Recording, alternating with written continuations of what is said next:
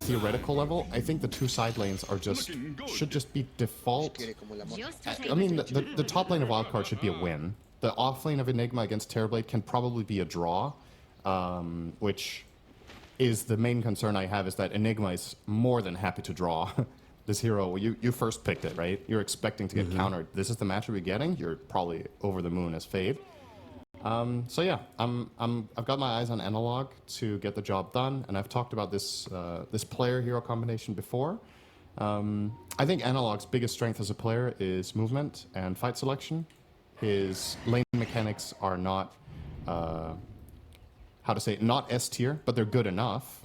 So in a game where the main thing you need to see from the hero is not stomp your lane, but rather solve the side lanes, this is the type of hero you want this player to play, not Huskar, right? So let's see if he can get it done. This is his most played hero by quite some margin. His second most played hero is Puck, 122 games. His Ember Spirit, though, 175 games played. That's crazy. So that's a lot of games on the pro level. That's a lot of pro games. It doesn't sound like much because people are like, yeah, but I've played 3,000 games of Pudge. Well, you can also just chain queue, you know? Yamsen gonna get might have a small telekinesis skirmish here. happening top here towards Yamsen. There's a blood grenade that's been dropped on him as well. Yamsen might die. He's gone. Yuma able to claim the first blood here. Speed will be allowed to escape away from him, but they claim the kill. Sure, they have to give up the 3-1 bounty rune trade, but to give a first blood to your carry, hashtag worth, baby. Okay, so they are putting the TB offlane. It's just Yuma playing it. So they are going for the lanes that I would like to see. It's just the player-hero combinations. Okay, I like this way better. Because now you get the Whisper Kunkka against Enigma, which is good. You get the Yuma Terrorblade. The Drow Undying matchup is still going to be tough. But I think, as a whole, this is still probably better for the game. So I'm not mad at this. It's just, it is risky to put your carry in this kind of position, right? But the alternative was that Whisper on the Kunkka would not be able to find the same impact at all as he is this way. Now he dodges the Undying. And you can still, you know, pull waves top with Tusk. When Terrorblade's level 4, he can probably just leave for the jungle. But yeah, you're gonna see Yuma struggling in the first few waves, in spite of getting first blood. Like, imagine he didn't get that. Yeah, he didn't have these boots with the hatchet circlet. Yeah, it might have been much worse than we're seeing right now, but thankfully he did.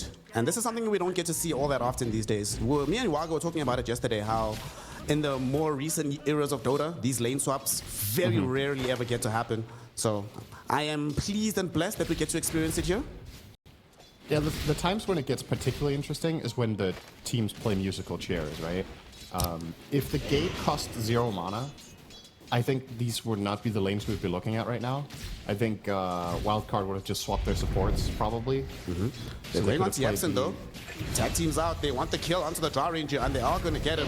KJ is level 2, so he has ice shots at the ready. Speed is going to find himself dead as well. Early double kill for the Terrorblade, perhaps. Speed, bonus armor from the tower, will prevent the double, but KJ still finds him. So, amazing start for Heroic. This is the kind of shenanigans that you need to upset this draft order. It's wild that they're just able to kill Drow without even using ice shards. I mean, I guess she's level 1, tag team and meta is strong, but yeah, they just got caught off guard by that timing there for the side of Wildcard. And you can see Yamsen is actually hesitating to put his second skill point. I was wondering, is this a lane where you skill Gust on level 2? You just want to get that Tusk away from your face, and nope, he will take the multi-shot, but he was at least playing around with the idea. But good start for Heroic up here. You can see on the CS that it's necessary.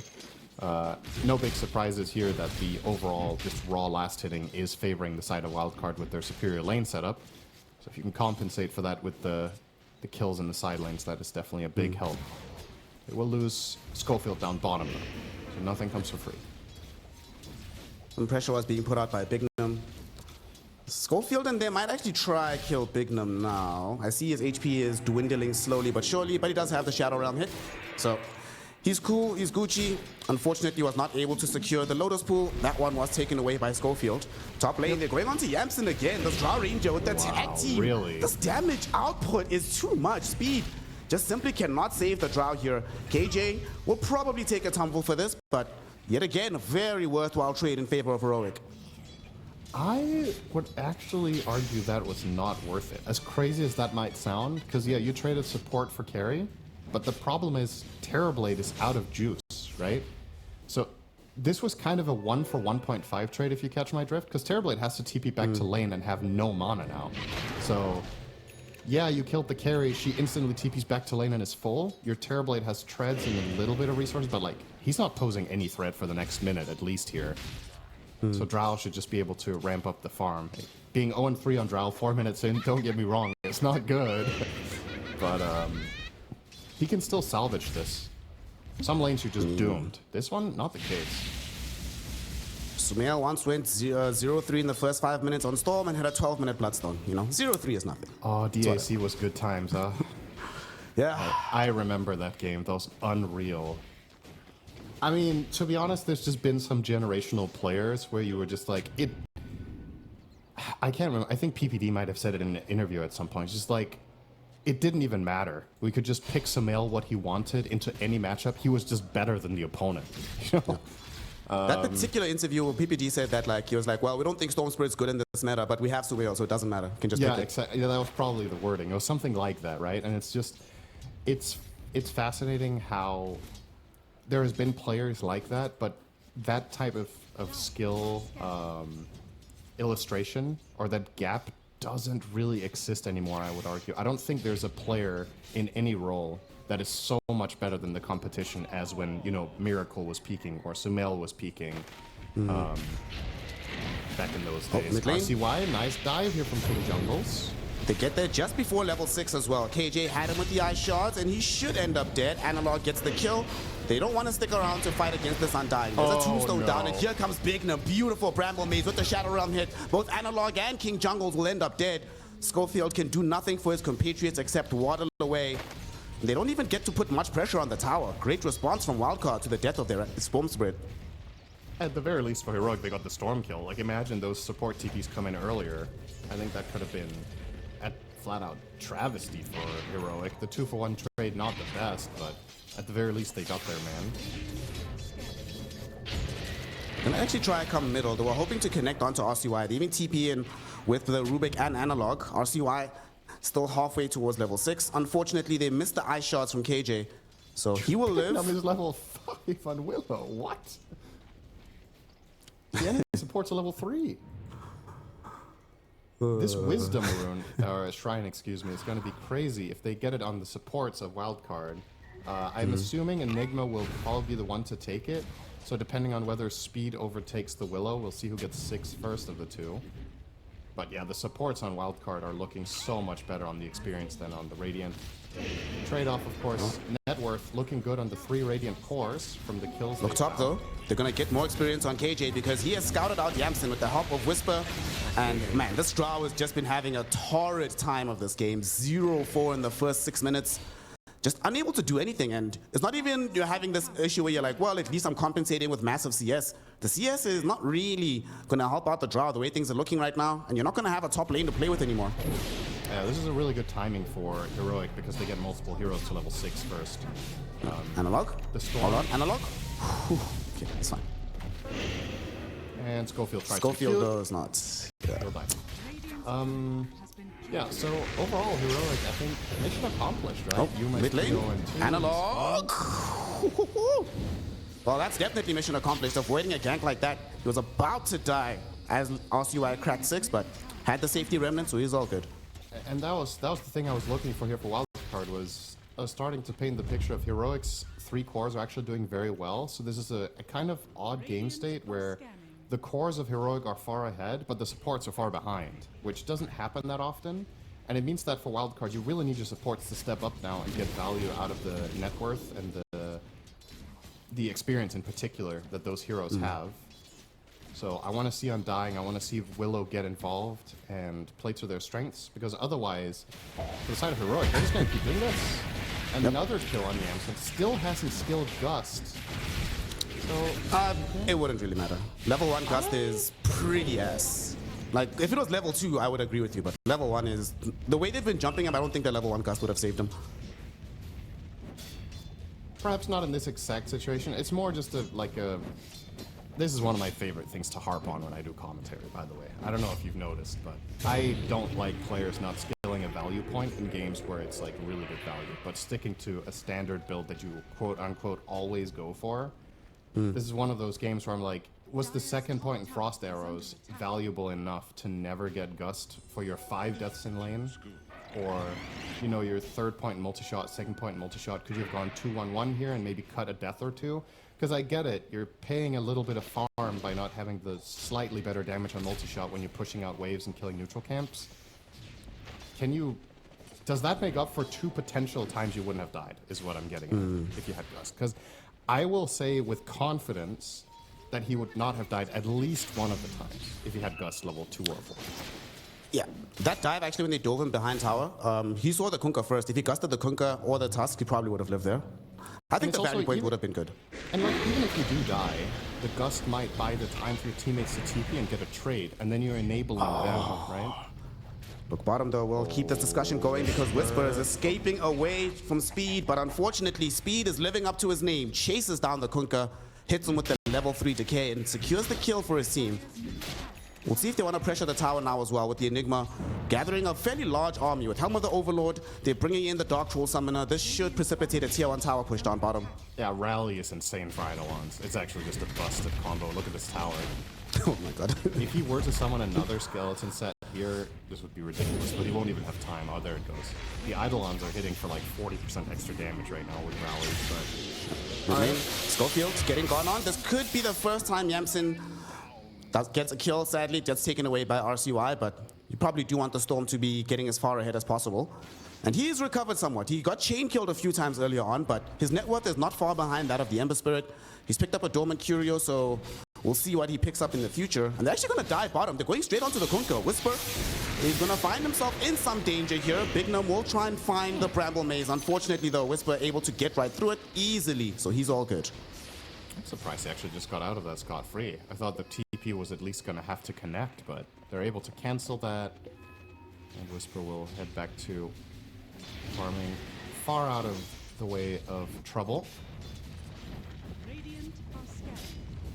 And okay, we're approaching the state of the game here where I think we need to revise a little bit what we were looking at, right, going into the draft. So we were thinking, okay, side lanes for Heroic are going to be pretty tough for these reasons. They kind of overcame that problem. They have top 3 cores in the game in terms of net worth, which is great. And that means we should probably start thinking a little bit about the bigger picture here going down the next 15 minutes. I was looking for minutes 6 to 10 to be really important for Heroic. They got through that and did well. Wildcard's lineup is extremely contingent on Storm. They don't have much playmaking potential. Enigma is going for Helm of the Overlord, so no dagger for like Dagger Malefice plays. The Willow is, you know, largely a follow-up hero. It can sometimes set up plays, but a lot of the time you're just waiting for a targeted stun to hit all your stuff. So in essence, a lot of the playmaking potential is actually from Heroic's side. The offlane Kunkka can do a lot, the Ember can do a lot, you've got great supports to make plays with, and you scale well too. All 3 cores of Heroic don't mind going down the stretch.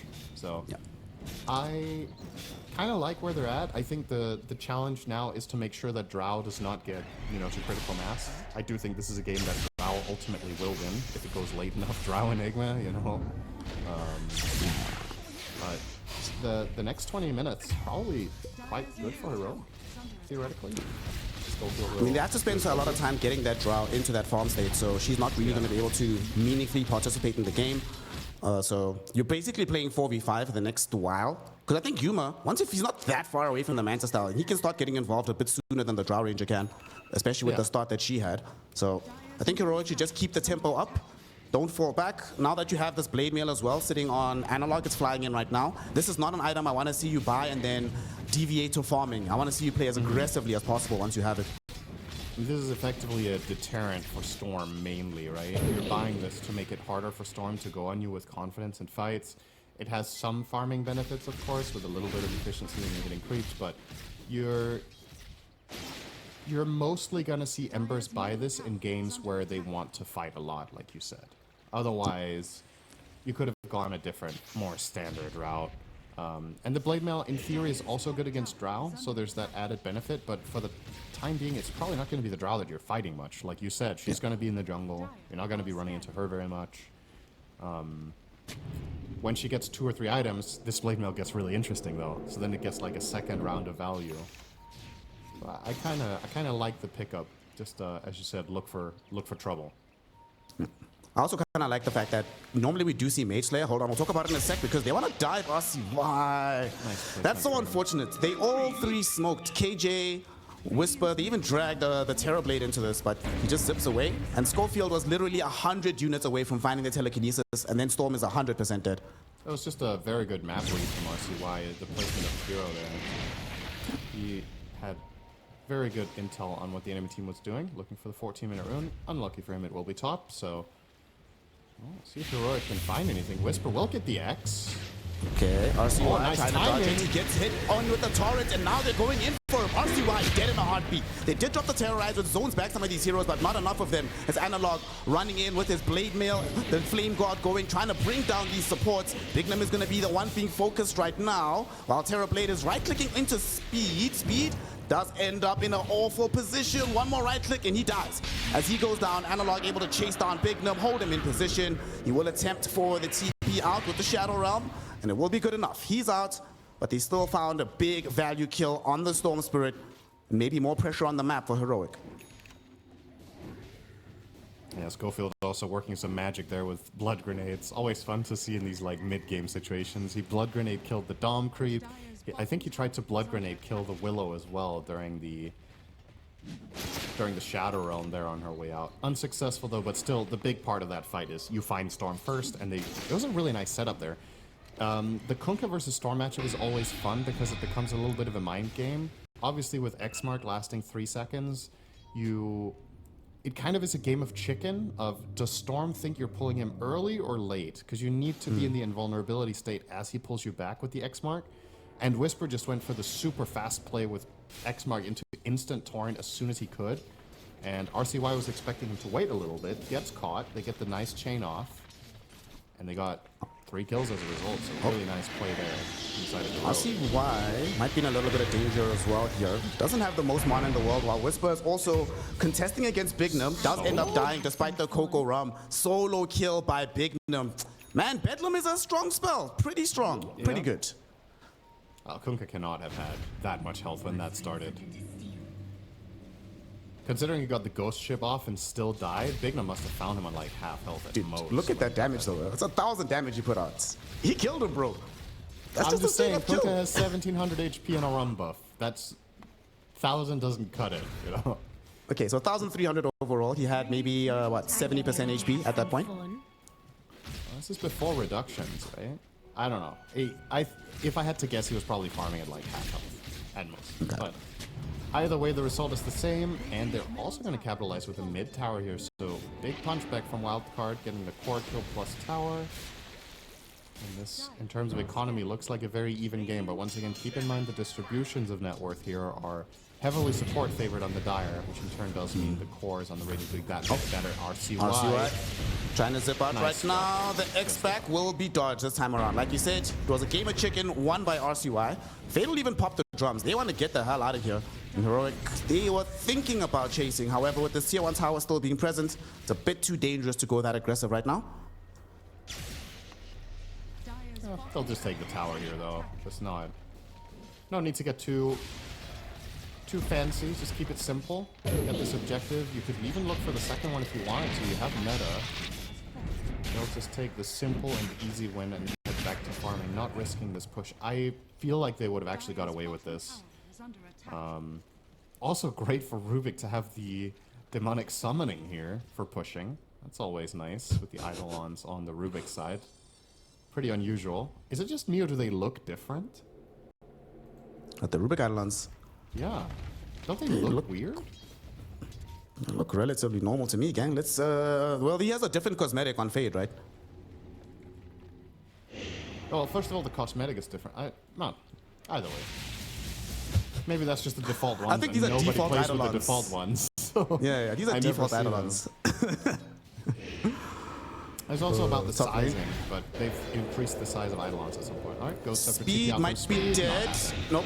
Telekinesis is there. They even steal Decay away from him with Schofield. So we're gonna have a uber tanky Rubik, like one of those games where he steals Morphling attribute shift. And speed will just die here. Yuma now unstoppable on his Terrorblade, starting to build towards the Hurricane Pike, which will create some big difficulties for Wildcard. As we've discussed, they don't really have the most lockdown in the world, so if this Terrorblade is able to maneuver himself well, he'll be in very good stead.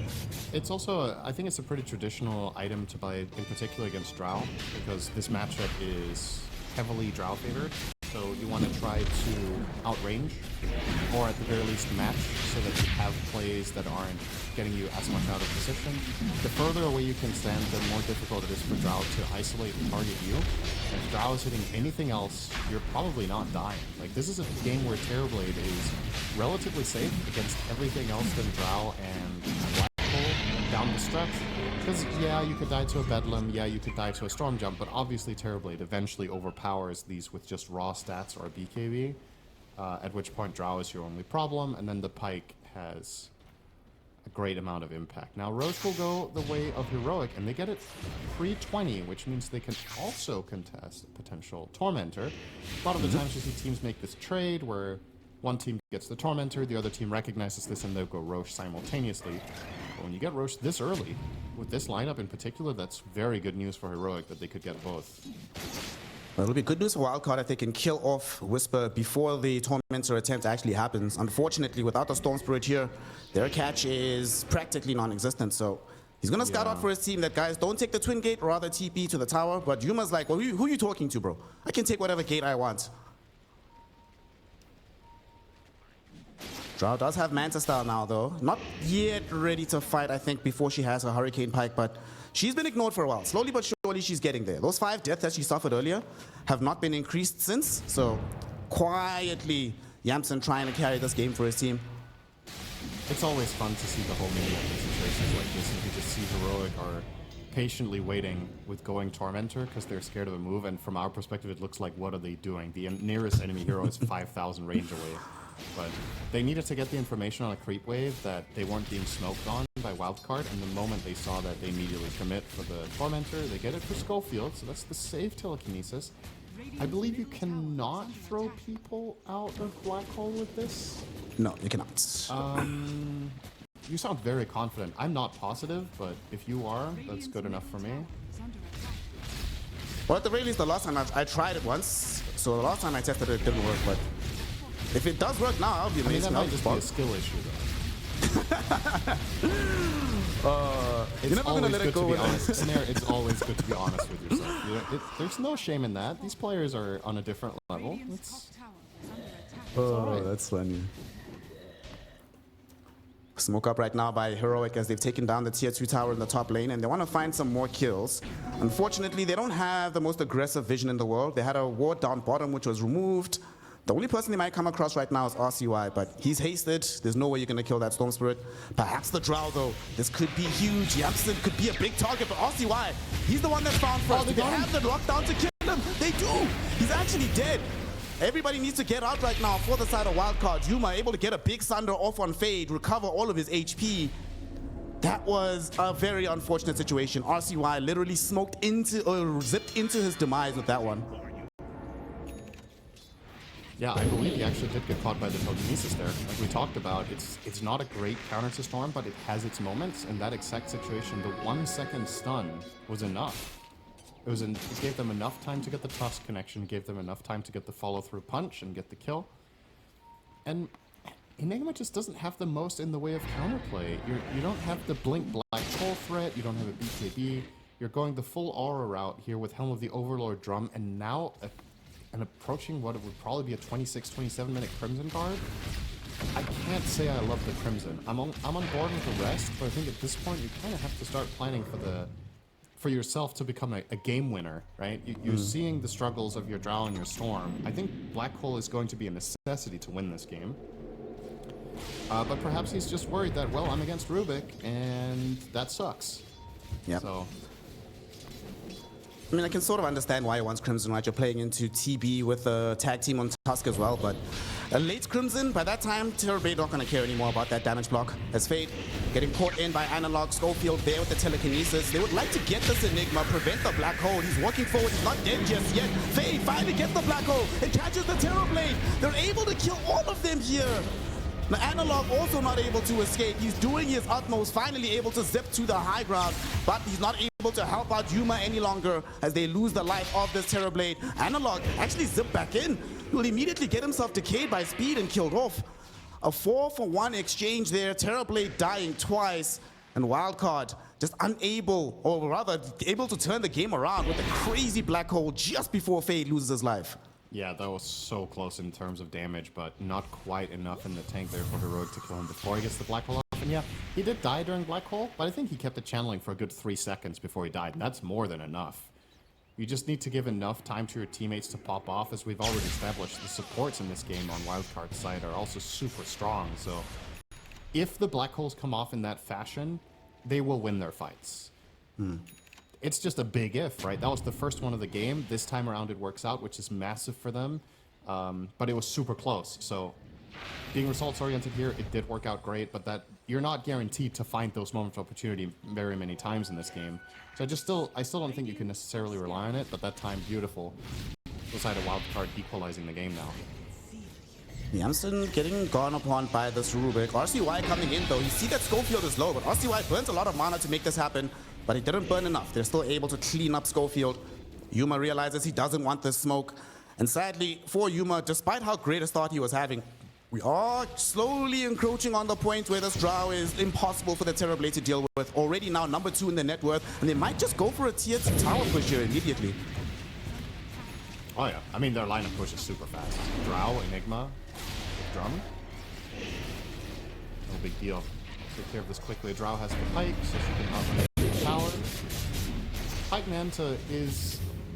You're not safe this game, but it's a semi-tricky kill to go for the side of Heroic at this point.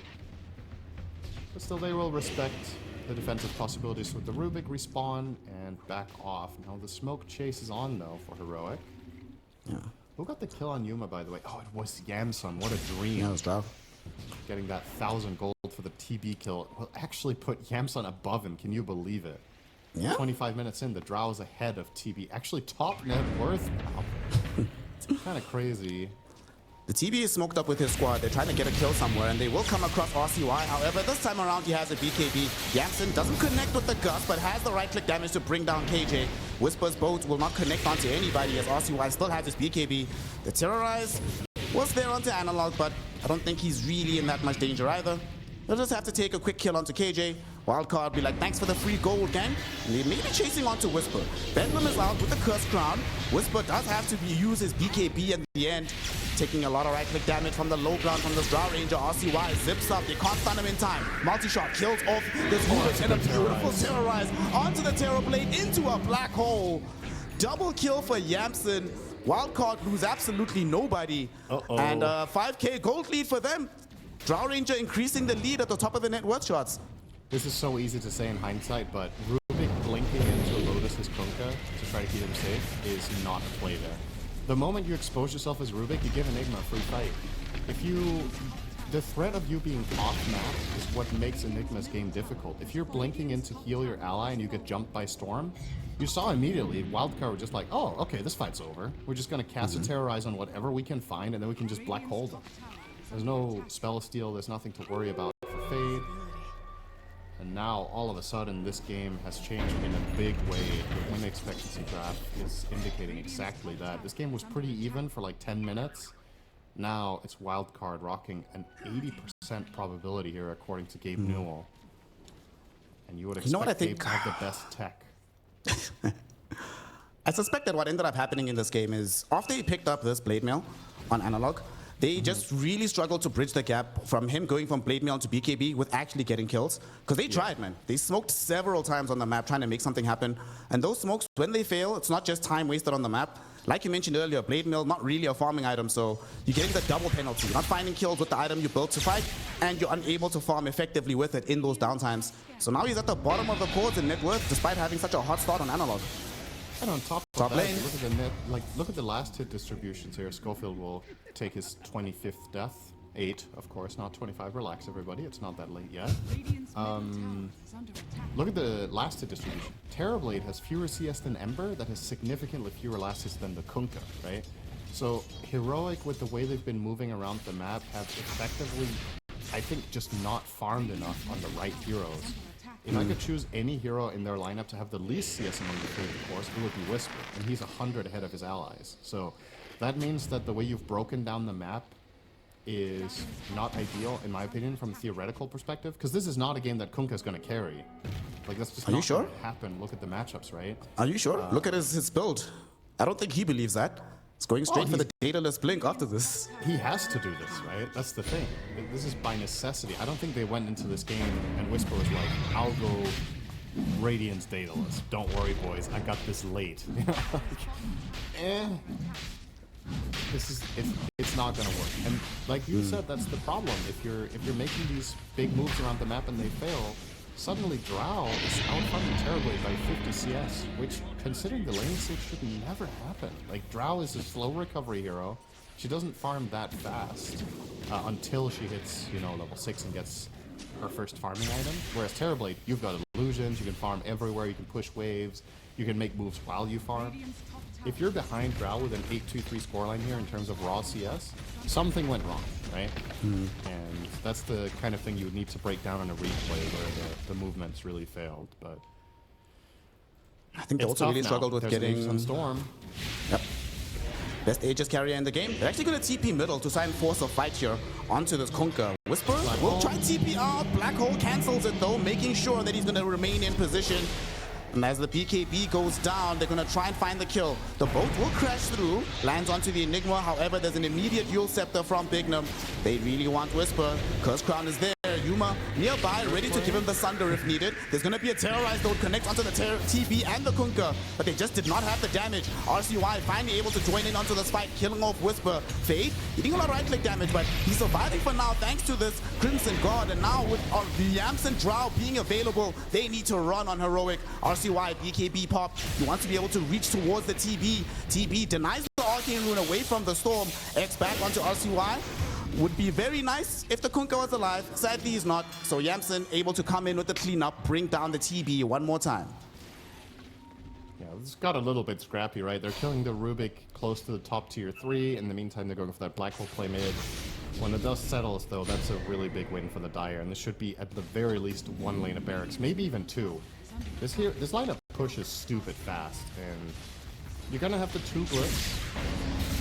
Oh, RCY doesn't want to push. He wants to maybe kill right now. With the multi-shot onto Schofield, he's actually dead. Drow Ranger, baby. 0-10. This is not great. This is also my concern about Rubik overall. Like, we saw what he can do in the game, potentially, if he's able to get some nice steals. But if you're not getting the steals and you're not preventing Enigma from black holing, at this stage of the game, what does Rubik do on your lineup, right? Maybe the errant Fade Ball to reduce the damage output from the Yamsen, but outside of some clutch steals, Rubik does kind of feel like a liability right now. The hero over the last couple of years has just been nerfed to a point where Spell Steal has to be very good for Rubik to feel useful. And it's a symptom of power creep that a lot of other supports have experienced that Rubik hasn't. His innate and his facets aren't particularly strong compared to a lot of other supports. Their spells over time have also got better. One of Rubik's big assets in the past was wave clear. Like, do you even consider Rubik a good wave clear support anymore? I think there's plenty of others that do it as well, if not better, unless, once again, you have the right spell steal. But then we're back to square one where, you know, it needs to be a good spell steal game where the hero just...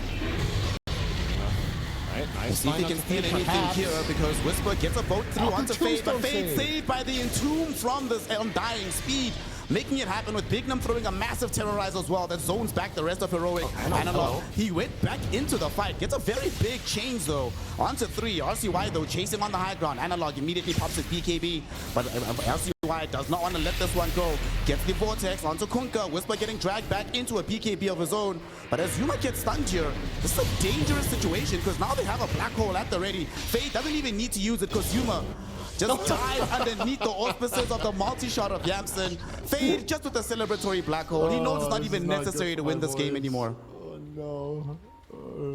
So Still recovering from that cold. Doing a full belly laugh like that is not great. My god, that black hole. I knew exactly. So he had a great 2-hero setup earlier, didn't go for it because Rubik was still available. And he's like, alright, for this final hero I can actually do it, and then he misses it, and it just doesn't matter. He even voice lines himself, you know. It's just too easy. The fights are just too easy for Wildcard right now. RCY with the Aegis playing beautifully. Just frontlining, getting information, getting vision, putting pressure. Second lane down. Seems like it's more or less a formality to head down to bot and take that 2-2, and then you're just looking at one more good fight for the win here. As Wildcard are, you know, we were going into the series talking about who's going to be the stronger team. We both feel like Wildcard has looked better as of late, and then you saw the laning stage in the early game. You were a little bit hopeful for Heroic that, alright, their 3 cores are doing quite well on the net worth, but the enemy supports are doing well. And then when crunch time hit, the conversion just better on the Dire. They got more value out of their heroes in the mid-game portion and won the couple of fights that are generally very decisive in this patch. That last fight was also an indication of the difference in supports here, like their impact in this game. Tusk, Rubik, yeah, there's some saves, there's some movement and manipulation, but there's no real big punching damage. Like, just think about what Bignum was able to do to save that fight. Both him and the Tombstone from speed. They save the Undying, the Enigma. He zones back the rest of the team with the Terrorize. Then they're just easily able to follow up, but Rubik dropped the telekinesis. Ice shards were used by KJ, and then that's it. These heroes don't really do much else anymore. Yeah. Ooh, that's a nice one to get for free. Overload for Storm.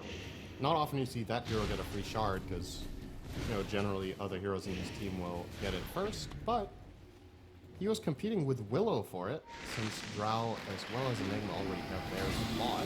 Speaking of Willow, she has found Whisper here. Curse Crown will connect onto this Kunka, and he actually might die. You can't TP out, bro. You can't. It's too late. It's too late. He's dead. At least he's going to play around with Jansen, you know, make him work for it a little bit. But honestly, if he didn't TP like immediately with BKB, I think Jansen still ripped him to shreds with this Daedalus, Shirated Shriv, and the Aghanim shot as well. If your BKB boat TP there, you live, but his BKB was cancelled by the Willow to start the play off, right? That's why this is Topping. Analog getting gone on. Fade is right here. Fade has Black Hole. There's no Schofield in sight, so Enigma does not have to worry. Easy kill onto Analog, and he just dies so fast on this Enigma. On this Ember Spirit, excuse me. Yeah. It's not been Analog's best game, right? Like, we talked about how many Ember games he has in a pro level. It's one of his best heroes.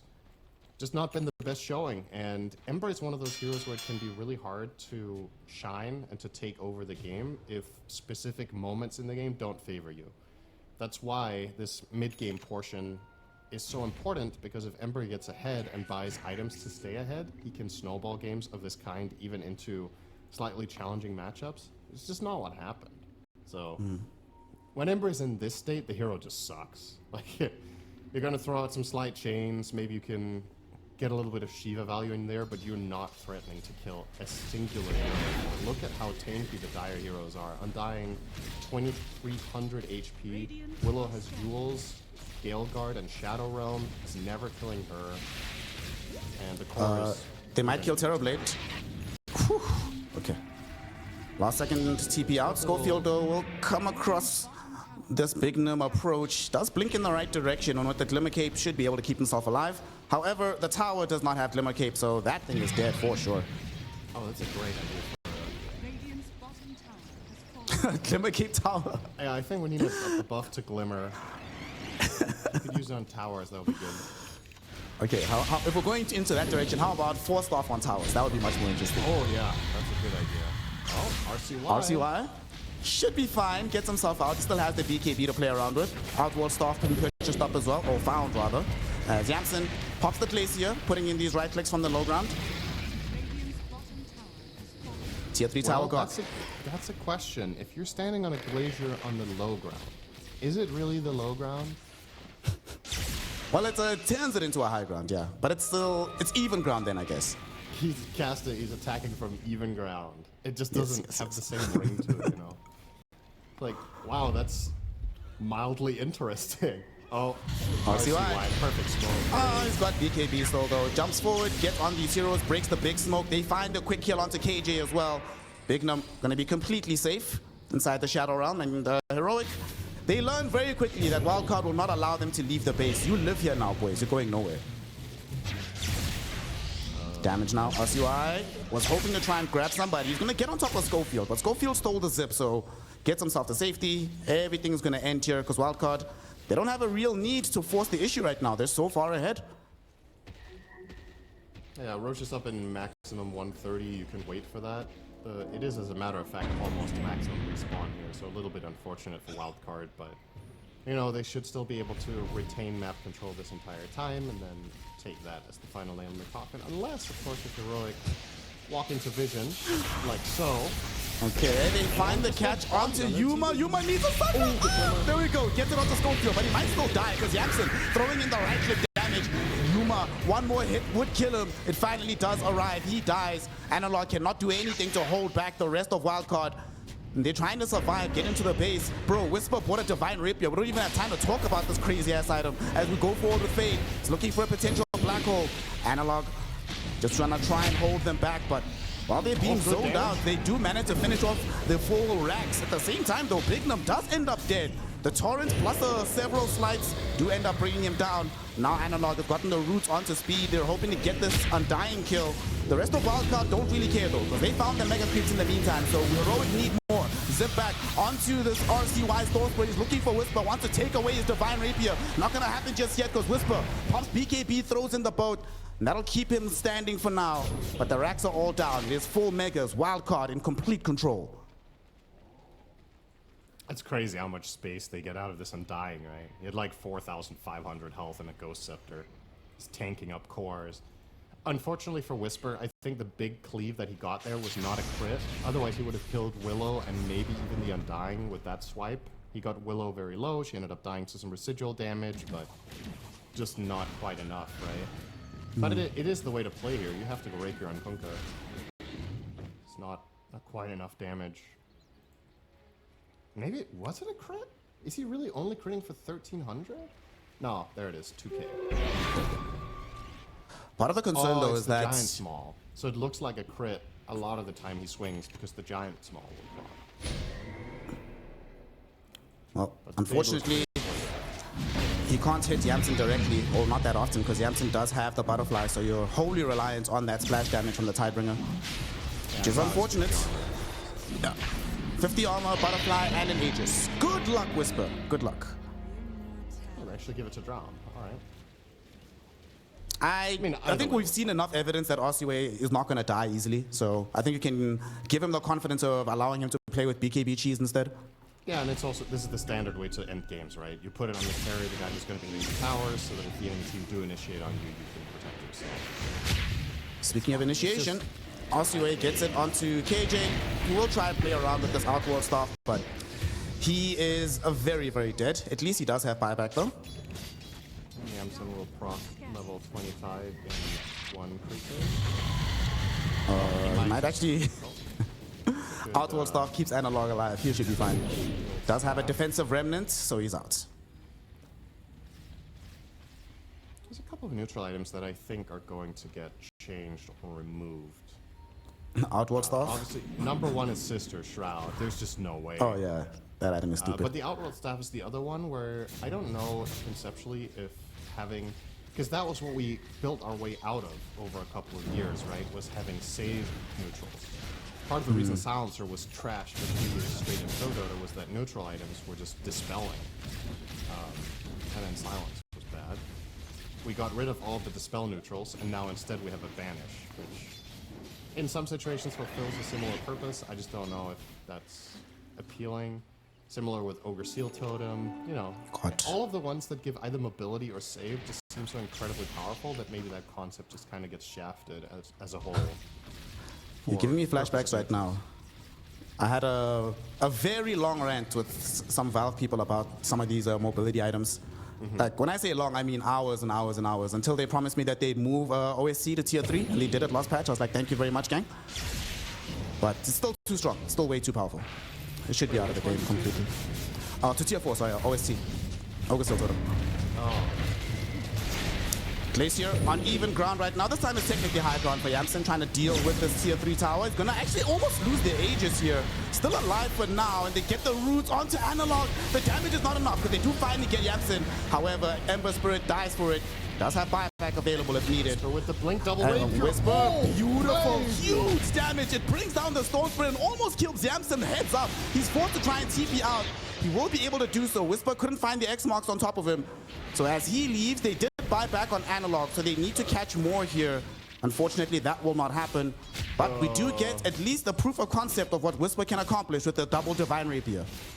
Double Rapier blink Daedalus, and he gets the 30%er. He needs that Daedalus crit to get the kill, and he rolled high that time. Okay, well, they're staying in. 1% chance. It was 0 a moment ago. You never know. You never know.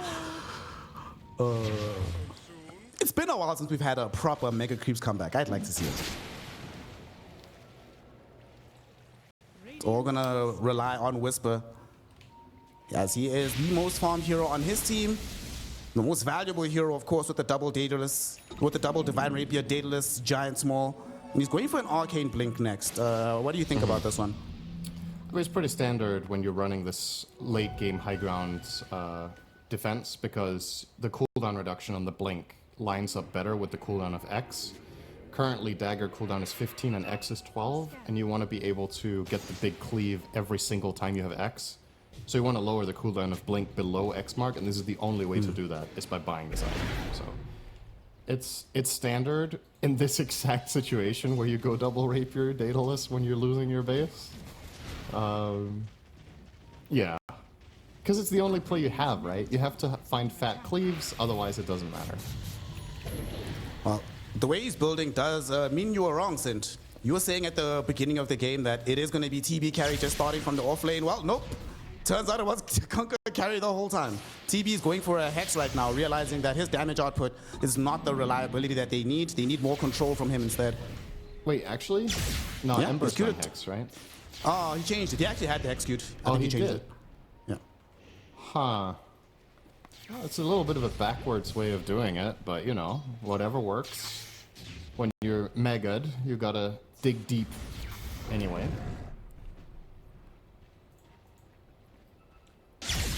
Wildcard. It seems to No have stuck Aegis. Wildcard in the tracks a little bit. They're actually kind of hesitant because of that double Rapier, so you're at least buying time for your other heroes to get somewhere. I think the fear is that none of the wildcard heroes have buyback. So worst case scenario, you lose like a devastating fight, and then they can push on quickly onto the other side of the map. I mean, they still do have a Terrorblade, right? He can't kill these heroes, but he can still rip through buildings if given the opportunity. So just don't give him one. Yeah.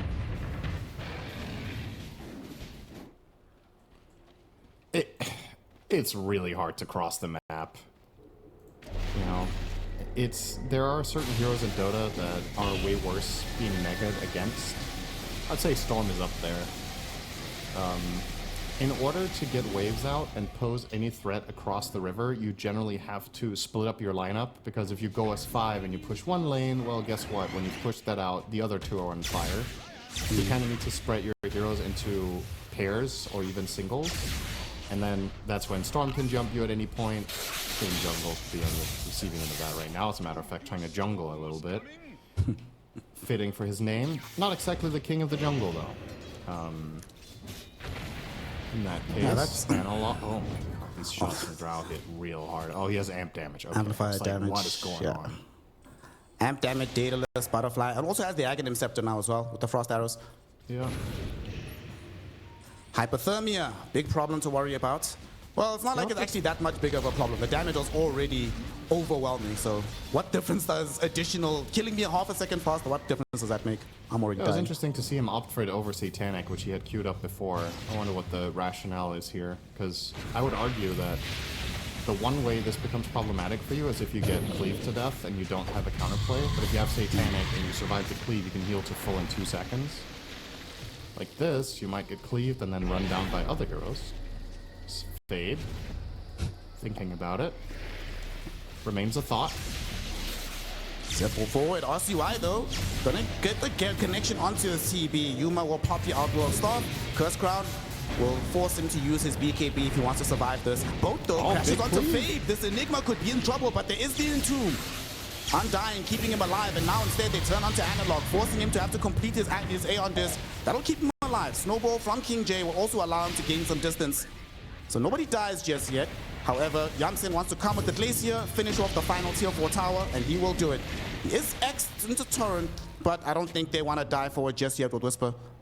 This attack range is just grotesque. I mean, on that Glacier, what's his attack range right now? It's 975, so on Glacier he has 1175 attack range. Nice and balanced. And this is actually kind of interesting because it's problematic for Heroic to go on him if there's nothing in front of him, right? You want to cleave onto the Drow. So if she goes and hits the Ancient at an angle where there's no creep wave, then suddenly Whisper doesn't even pose that big of a threat. He has to cleave off of something. There's a wave right now. Again.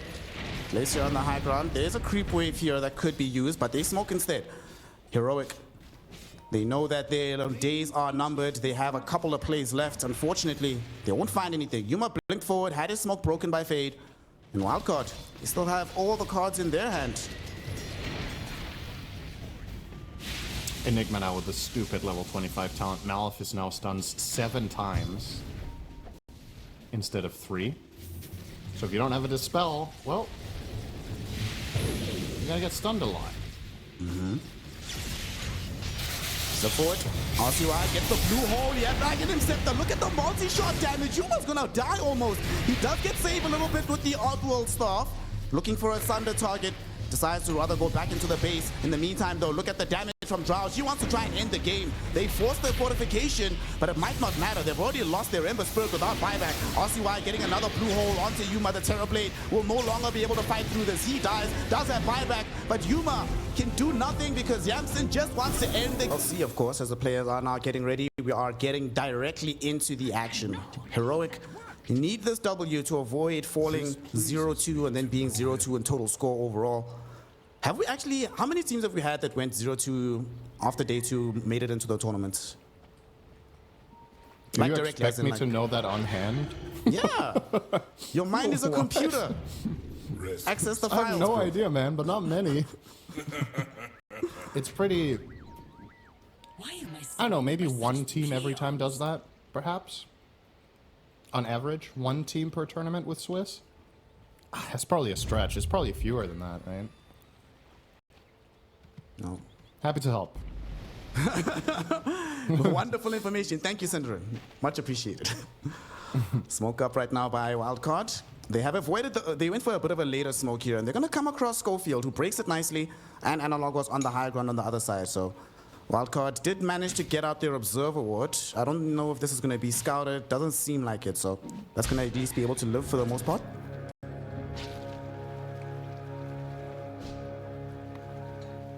Yeah, doesn't seem like anything's gonna break out here. Bit of a rune trade up, probably 2 for 2. All right. Well, I say that, Big Num. They'll blood grenade him. They believe in this dive. I don't really agree with that belief, and it will fail. Good pressure. I just want to let him know that this is not going to be an easy game.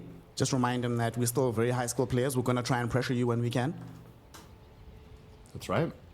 And actually 3 for 1. Okay, 3 runes for the side of Heroics. A bit of a head start there. I'm curious to see the mid lane matchup play out. I feel like this is the type of lane that should kind of just be a wash, but part of me also thinks Beastmaster could potentially snowball this lane a bit at level 3 with 2 points in boars.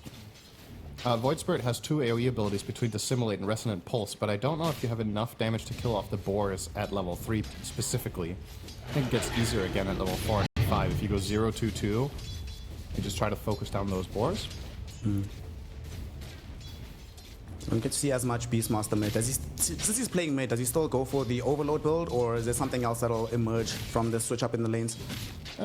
Beastmaster's mid more often than not go Ags and try to scale more as a core in that fashion. But I'm not opposed to the Overload build in this game with how the macro looks like it's going to be shaping up with the lineup of Wildcard. Just trying to split the map and put pressure constantly to prevent them from grouping up. You look at the wildcard lineup, it's very much centered around team fighting, with the Darkseer in particular being the centerpiece. So I just went and did the research. It looks like there have been 3 teams that have won after going 0-2 at the beginning.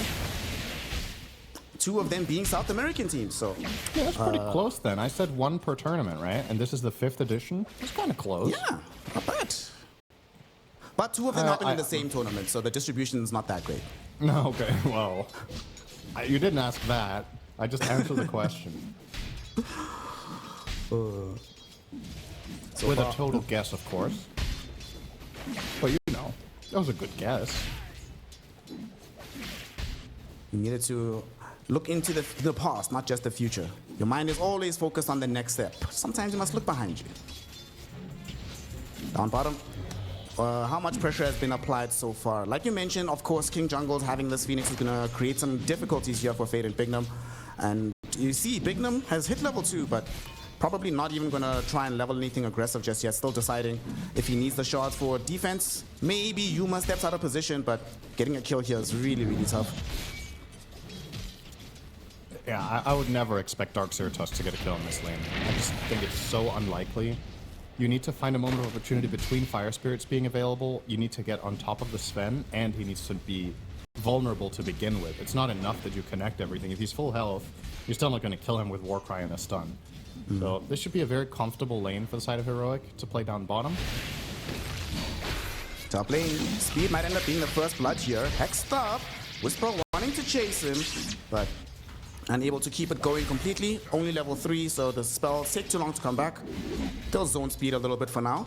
Back middle, Analog has RCY fairly low, and it's quite a while until we get the water bottle refill, so RCY is going to be forced to chew through a lot of these tangos to stay alive. Looking great for Heroic though, overall. Look at those last hits. Razor is actually getting demolished by Mag. So even the top lane for Heroic, a 1,000 net worth lead is just raw CS and 1 bounty rune. There's no kills. They're just winning all 3 lanes. I guess bottom is a draw. Darkseer's quite happy, but Whisper doing very well for himself. Analog. He's getting jumped right now because he was playing in between the towers. Bignum realizes he has to do something to get RCY back into this game. And now Analog could actually be the first blood here. He does dodge the damage from the Dissimilate, eats a Resonant Pulse, and they realize they are out of juice, unfortunately. So Analog will be completely fine. And oh, Lords above, look at this. A water rune as well. Life is good. RCY not even getting a water here is really bad news. Analog got both of them. So he's completely fine on resources. And yeah, as expected, this lane did indeed get very hard for Void Spirit when Beast hit level 3. And with these extra rotations failing, we've been singing RCY's praises as a really strong up-and-coming player. He will be put to the test this game. Tough laning stage. His teammates are not going to be able to compensate too much for him because in the way of damage, Wildcard's lineup is actually quite lacking. So I think the Void Spirit actually has to come up big for this game to function. I'm a little bit worried already, man. We're 5 minutes in, 2K lead with no kills? Yeah. Wildcard are kind of just getting rolled. Is this the Team Spirit series all over again? Where they get off to a good start in game 1, and then they get a little bit figured out. We'll see. I think part of the problem they're going to have as well is that, you know, Void Spirit is not like, say, Storm Ember, where you can have a pretty rough time in the lane and still would expect to get some big kills. Top lane, First Blood is actually going to emerge onto Yamsen, it seems, and Whisper. After beating him straight up in the lane, almost doubling the CS of the Razor, now he also grabs the First Blood on top of him. Shout out to the Magnus from Heroic. Yeah, King Jungle's going for the gate play. They just have so much leeway because the lanes are so easy. So Phoenix can leave the Sven alone, no problem. Yuma will still find his farm. You get this kill up top. You know your Beastmaster's winning mid. Now you're going to rotate there because he's about to hit 6. Really nice defensive ward here for RCY is about to expire, but at least gave them the info that Shaman's coming. Unfortunately, I don't know if they're able to compete for the rune. This is a level 5 Void Spirit. Said Void Spirit might be in danger here because he's getting ran on. Analog has ultimate, so RCY knows that he could have easily died there, but the main objective was to zone him away from the AD rune. AD rune Beastmaster, level 6. Yeah, this is a scary time to be alive for Wildcard. That's why they have so many supports in middle. And here they go, long-range shackles out onto RCY, but Analog doesn't really want a full commit for this one with Bignum right there with the snowball. So they're just letting RCY know that they intend to take the tower, daring him to do something about it. Yeah, in case there was any doubt with the siege creep and the AD Beastmaster. I can't believe you made me say AD, by the way, but here we are. I told you we'd get there eventually. Gone. 7 minutes in, 4,000 supposed, oh, close to 4,000, I guess, with that tower kill. 3 and a bit. Oh man, RCY's net worth is just pitiful. 2K. Oof. On this Void Spirit. The supports as well, compared to game number 1, Wildcard just have nothing to write home about on anyone. All of their heroes are trailing their opponents by several hundred minimum. This is how Stomp starts, Nair. You gotta find your way back soon before it gets out of control. Part of the problem, you don't have like, you know, it'd be one thing if Fade is yet again playing Enigma, then you can say, all right, guys, just like game 1, there will be one pivotal fight, we turn everything around with a black hole. I mean, you can get some cool stuff out of Vacuum Wall, but I'm looking at these heroic heroes. Who's really that terrified of giving away an illusion, right? Does Beastmaster care? Not really. Inner Beast Aura hasn't even been leveled. Sven doesn't care whatsoever. Whisper's not going to care with the Empower, so Doxia can't change the game all by his lonesome. So you really are wholly reliant on RCY, and like you said, he just doesn't have a game right now. He's already lost his tier 1 tower 8 minutes in. And it feels like this was just a curveball that they weren't expecting, right? When you see this play out, I would like to say that Ember would have fared much better mid than the Void Spirit did against Beastmaster. So they probably just were confident it was a mid-mag. They're gonna try and get this Yuma kill here. Unfortunately, RP will be there from Whisper to protect him. They drop the wall, they drop the vacuum, they use everything from KJ, but one RP ends it all, and they just go back to farming. Bignum tips him, but honestly, I think Whisper's very happy with what just happened. I think that was a good RP. Keeping your Sven alive and preventing the enemy team from getting any look at angle this. into the They game. actually bring in the other rest of the team from Heroic. They find Fade attempting to run away with the Surge, but Analog didn't want to have to roar him, but at the end is like, yeah, whatever, bro. Just drop the roar, get the kill. My offlaner escapes, yours is dead. And in spite of Whisper RPing bottom, he's immediately back to top, so how much was really lost? 4K. Alright, well, I am going to sound like a broken record for the next 10 minutes, because this is one of those games where it's just very one-dimensional. One lineup has really strong skirmishing and really strong team fight and won the laning stage, and the other lineup has very bad damage and needs items to solve the problem. So generally speaking, for the Dire lineup, there's 2 ways of approaching this right now. Either this is you gonna make help. big moves where you outnumber to try to find kills, or you have to play defensive and farm and play keep away, which is very, very difficult against this lineup. So I guess what unlocks it a little bit for Wildcard is if they get support levels up. So you get like the punch for the extra damage, they get the song to help them when they're taking the fights. What they're doing right now is trying to steal in the triangle, but unfortunately, they're not going to allow this to happen. Fade drops a wall right behind him. There's an ultimate from the Phoenix as well, but Fade, one of the eggs ever, might be actually able to get out of here, and he's cool. They don't have the chase down. They do zone the Doxia away from these Ancients, but honestly, mission accomplished. Wildcard stole so much net worth from this. They got like 1,000 gold in the net worth shift on top, so good stuff from them. Even if they're not winning fights, they're getting out of engagement, stealing farm, delaying. Exactly what we saw in game 1. Yeah, and it's what they need to do, right? So that, honestly, that worked out quite well for them. The Roar was still on cooldown when he got pulled in by the Skewer. Otherwise, there would have been a dead on arrival Darkseer, and that whole play wouldn't have been great. But obviously, they're aware that Roar won't be ready just yet, as Fade himself was the recipient of it a moment earlier down bottom.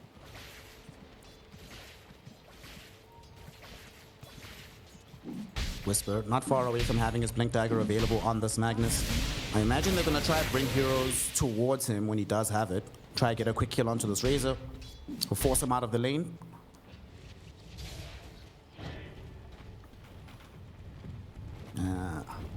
Lots of stacking going on. And also, you were correct, and Analog is indeed building into the Aghanim Scepter, wanting to scale a bit more. I guess also with the start that he had, it would be kind of responsible to go for Helm of Overlord. You definitely want to like ramp up the damage output the way that the game is looking right now. Beastmaster is one of those those heroes where I think if you're having a good game, neither item will ever be really bad, right? It's like, how wrong can you really go with the Helm of the Overlord on this guy? But obviously when you're choosing, the thing about Beastmaster is you kind of choose your path before the game begins when you pick your facet, right? If you choose Beast Mode, you're probably going Ags, and if you choose Wild Hunt, you're probably going the Helm. So you're most of the time just going to see Beastmaster stick true to that. You can obviously pivot with the facet if plans go wrong. If you're like, okay, this game's just too bad for Ags. Oh, there's like 2 jungles. Nice. Not going to be able to get the Supernova off. Quick kill there. RCY is also the one that gets to claim it, which is a big deal. He's building straight into the Spirit Vessel, and they need to have RCY as active on the map as possible. But crucially, they need to open up some space. They haven't been able to apply any tower pressure. This is the first time they're putting in the building damage, and looks like they should be able to bring it down. Speed goes up though. Looks like he wants to set up for a play onto Whisper.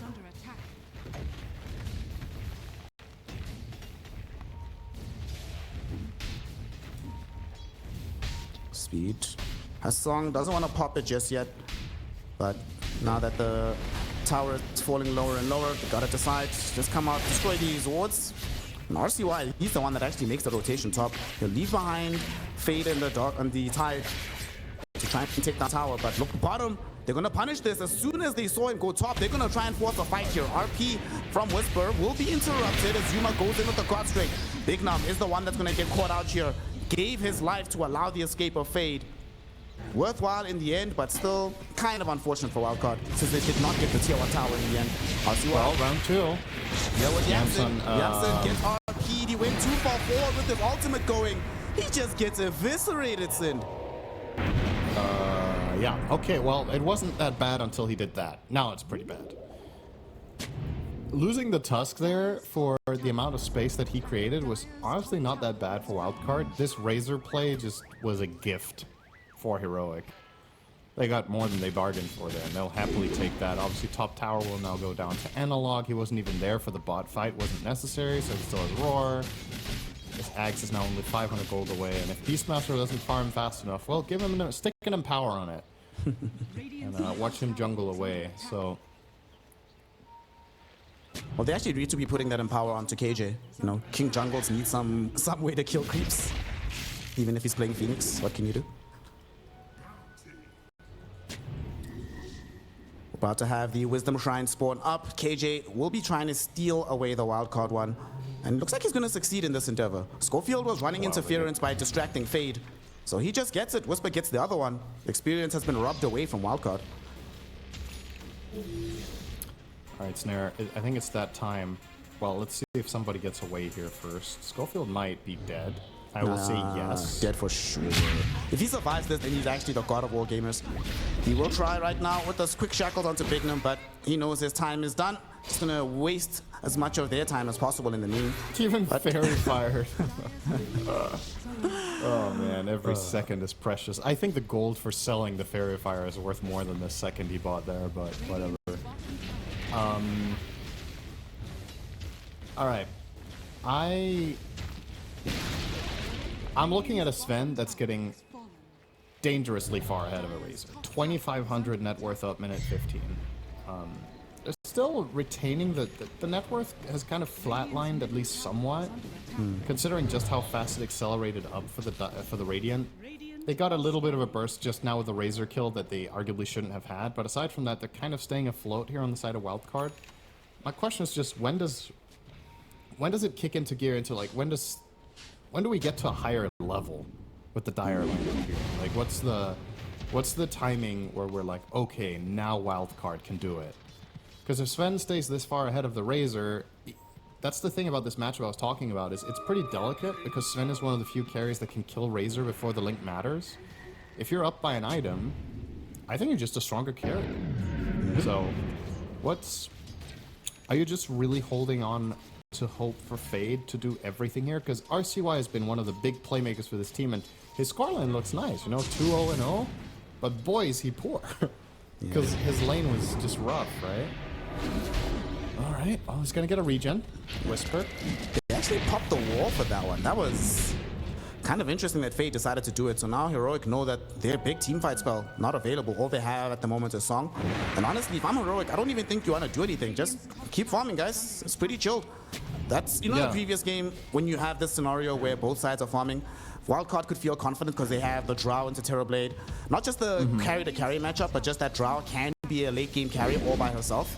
Razor is just not that hero. So I do not think you're comfortable whatsoever as Wildcard being in this position, but simultaneously, what can you really do until you get this Spirit Vessel +1 item onto this Void Spirit? It's got the Vessel, but still needs the Aghanim shot to be more effective.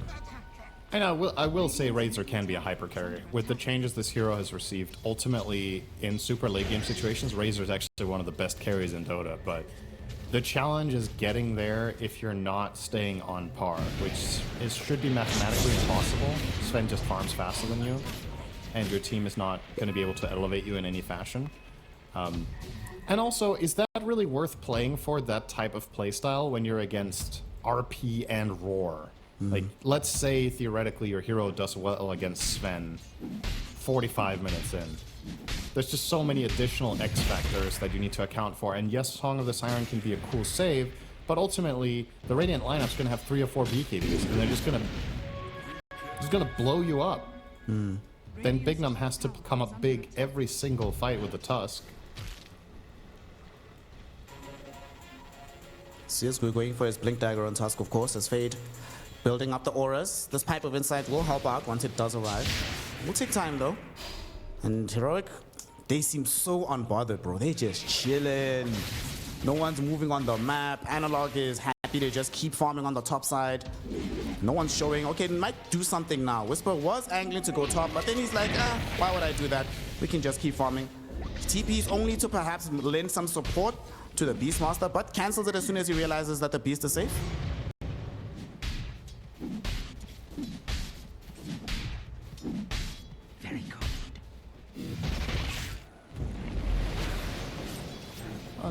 Oh, never mind. I thought maybe they were going to spot speed down here, but playing the tree line nicely on Naga. They are bringing in additional heroes. Unfortunately, the Naga Siren does have an Observer Ward here, so it's unlikely that she'll be caught out by this gank. There's 2 of them actually, so she sees everything. Yuma and the gang, they are going to go through the Twin Gate, start setting up to take that Tormi once it does spawn up. In fact, they smoke immediately. They might want to try to find a kill first before it spawns. Unfortunately, it does seem like Wildcard has some awareness of this kind of play. They saw all of these heroes disappear out of nowhere towards the Twin Gate area. Must be very apparent a gank is coming. Honestly, it feels like Heroic are wasting their time a little bit here. I mean, sure, you're forcing the enemy team to leave the area for a bit with the smoke, but you're not farming anything yourselves. And given that you have the better farming speed, I feel like this is a game where your economy should be growing right now rather than flatlining or even worse, dropping slightly at this point in time. So they're trying to look for plays. They don't really get it, but this is, of course, a great reward. I don't know if the smoke was necessary to pull this off. I think potentially you could have just walked into the pit and just killed this. Song of the Siren always going to be a wild card, but no pun intended. Not really too big of a concern here. And now Tormentor should be next on the menu. So while the smoke wasn't successful in fighting a pick, they ultimately get what the smoke was intended to do without killing anyone. That smoke was to kill into Roche, and they're like, oh, what if we just Roche? That's 2 games in a row where Heroic have found the pre-20-minute Roche into a Tormentor immediately. And they're actually going to start a fight here in the river. Raw committed out onto this Tusk. Tusk, though, gets salvation from speed. Song of the Siren is down. Unfortunately, they don't really have the best follow-up, so they need to get out of here. They managed to escape with 2. Will Speed be so lucky? He's trying his best, slithering away on this Naga Siren. They really want it. Oh, Magnus nice has juke. Blink in a moment. Beautiful juke from Naga to get out of there. Fooled Whisper completely there. I was just counting down to his Blink Skewer, and then Speed finds the one angle. Let's see if KJ has those kind of dancing shoes as well. Trying to get away. Will he dodge the Dissimulate? No. Gets connected in 2. There is a Supernova, but the Fire Spirits didn't launch properly. The Centaur came to stop them. It almost ended up betraying them. While this was happening on the other side, though, they managed to find Yamson, Whisper, and the gang. Him and Analog quickly assassinate the Razor, who was starting to progress towards BKB, but now going to be heavily delayed.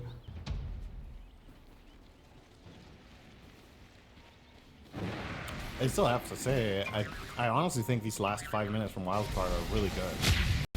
Because, especially if they manage to somehow get the Tormentor now, which I think would be... Oh, they don't have the damage out, Razor. Razor's all of their damage right now. He's the one with the Mjolnir. Yeah. Oh no. And here comes Analog. He has Primal Roar wanting to throw it onto somebody. RCY trying to get out of here. Dissimulate. He gets tracked though, and there's the Roar. They find him. Analog's on top. Does he have the damage to kill him off? No, not by himself. Yuma arrives looking for the Stormhammer. Not going to be able to throw it in just yet. Finally, it does emerge. Dodged in by RCY. He's doing all he can, but it's not going to be enough. Schofield hexes him, and they will finally secure the kill. Nice bait from Heroic, leaving the Tormentor up so that Wildcard can test themselves and figure out they still don't have any damage. And then they can get a Void Spirit kill off of it and then take the Tormentor. I mean, whatever, right? Next level strats.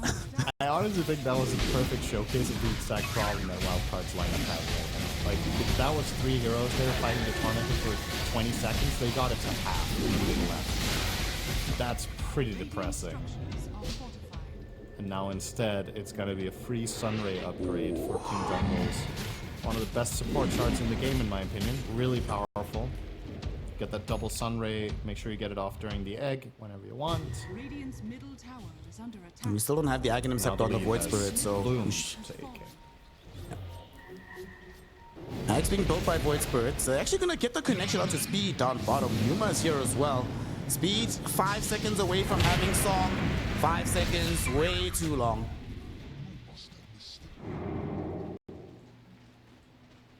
Game is hard, man. Game is hard. RCY, brother, we need you.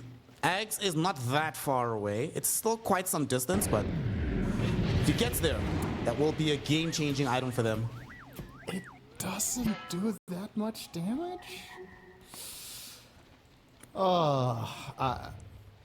I wanna see the silver lining here, man. I really do. It's just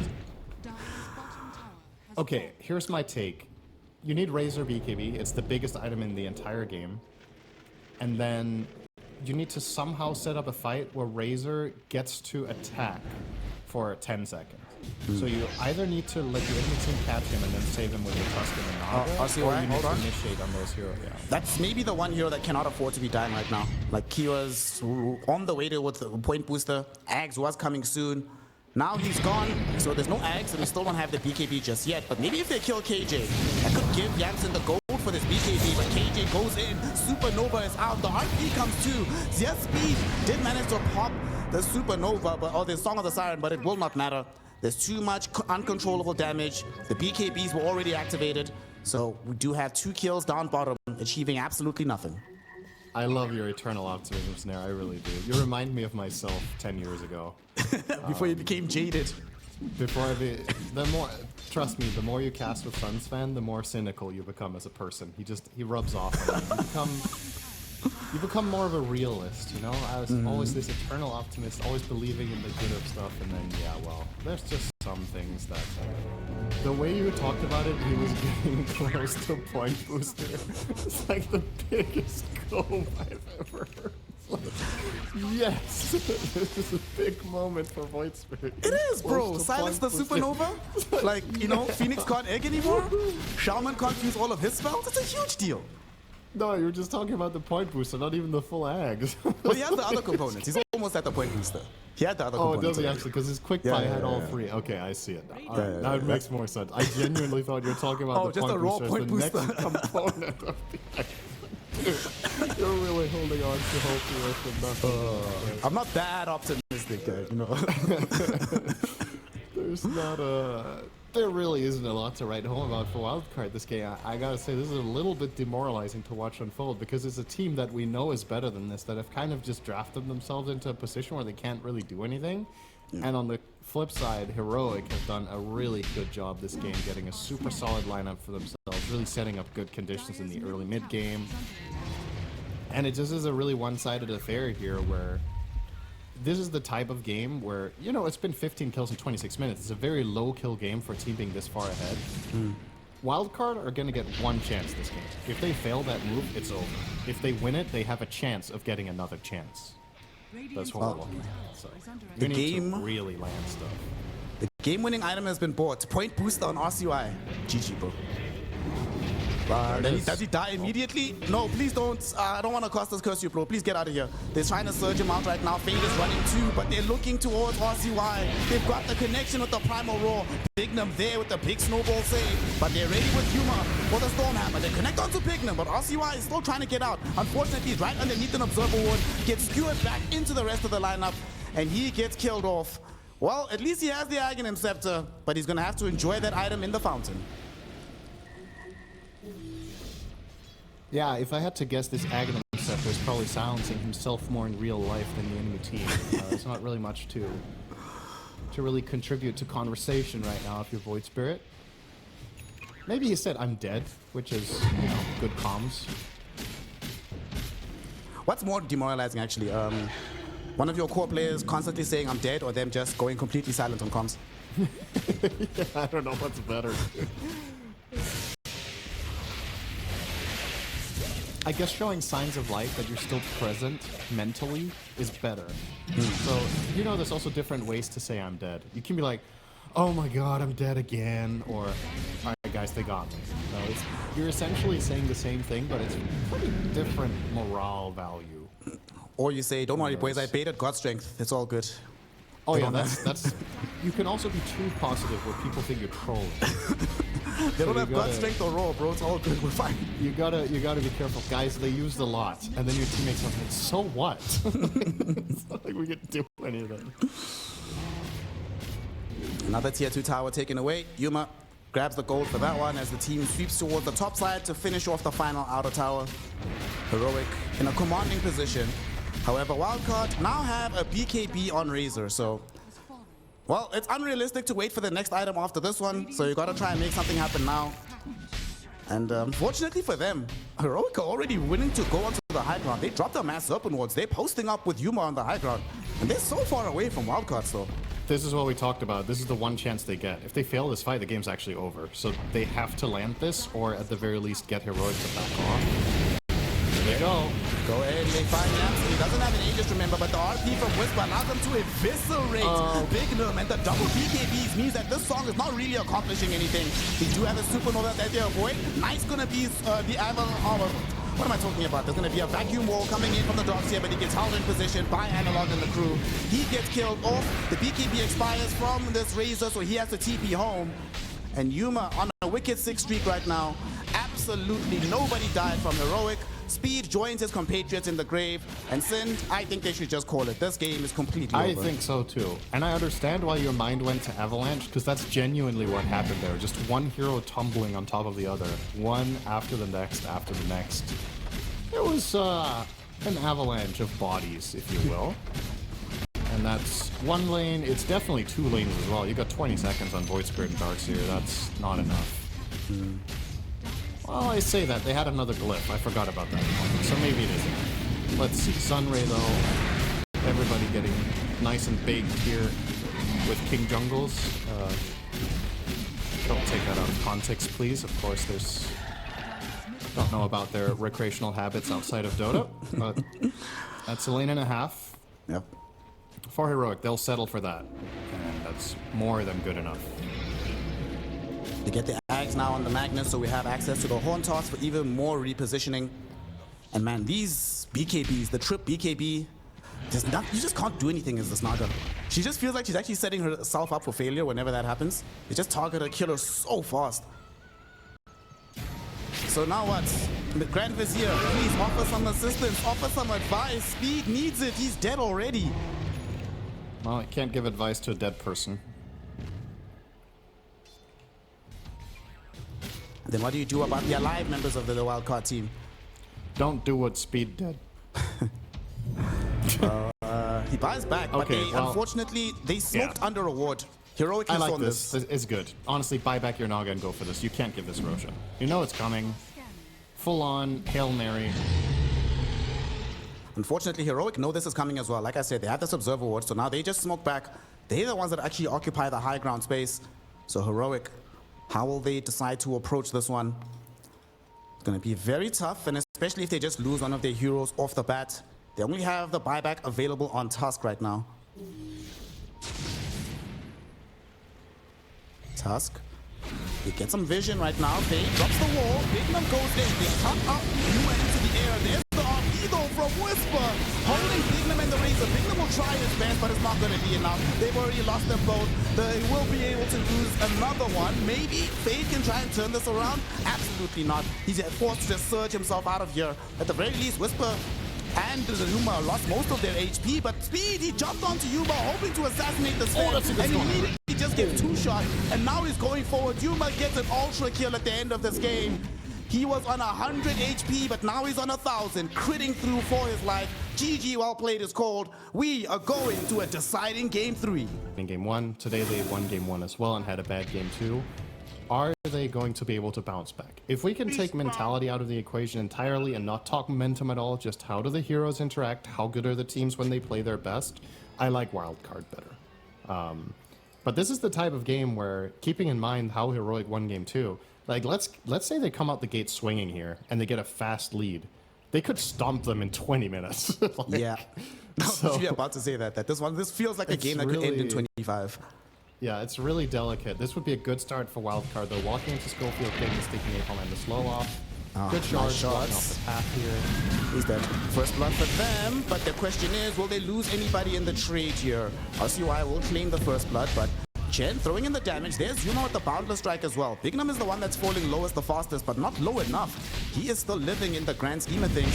KJ, he's not throwing in the additional creep, so the Satyr is not doing the damage necessary. There's a big blast coming in from Analog. Speed falling low, but not dead just yet. They lost the Magnus. Yuma, as he is dying here, hoping that his team will be able to at least get 1 kill. But instead, Wildcard put their attention towards Analog, trying to bring him down. There's another Boundless Strike. Analog staying alive. Big Illuminate blast. Speed finally ends up falling. And Fade now chasing onto Analog on the high ground with the Battle Hunger, but he's gonna die. Whisper kills him with the shockwave. It's 3 for 3 in the early game. This is how you want to start game 3. Okay, I was about to say, well, now I really like Wildcard when there were 3 kills there. And then the dive was so long that the heroes respawn. And I think Caudle had a 10 charge stick there to stay alive. The reinforcements do arrive. This is still a win for Wildcard overall, though. They got the earlier kills, they got the first blood, they get 3 bounty runes whenever they go and pick up the 3rd one, I think, right? Should still be there. So yeah, that's the 3rd bounty rune up for grabs. And if nothing else, it's 2 for 1, which is also favoring you. And that's the thing. If this is going to be a tempo game and you can break even or even get a slight advantage early, I think Wildcard should be very, very happy. So that's a good first blood fight for them for sure. Yep. Even better, the fact that the kill was initially claimed by the Bat Rider, so that's the hero you wanted to give as strong a start as possible into the Caudle. And look at the pressure he's putting on. Man, this is going to be a tough laning phase for Analog if things start out like this. He chose to pick Caudle into this too. I don't think Caudle beats Bat mid.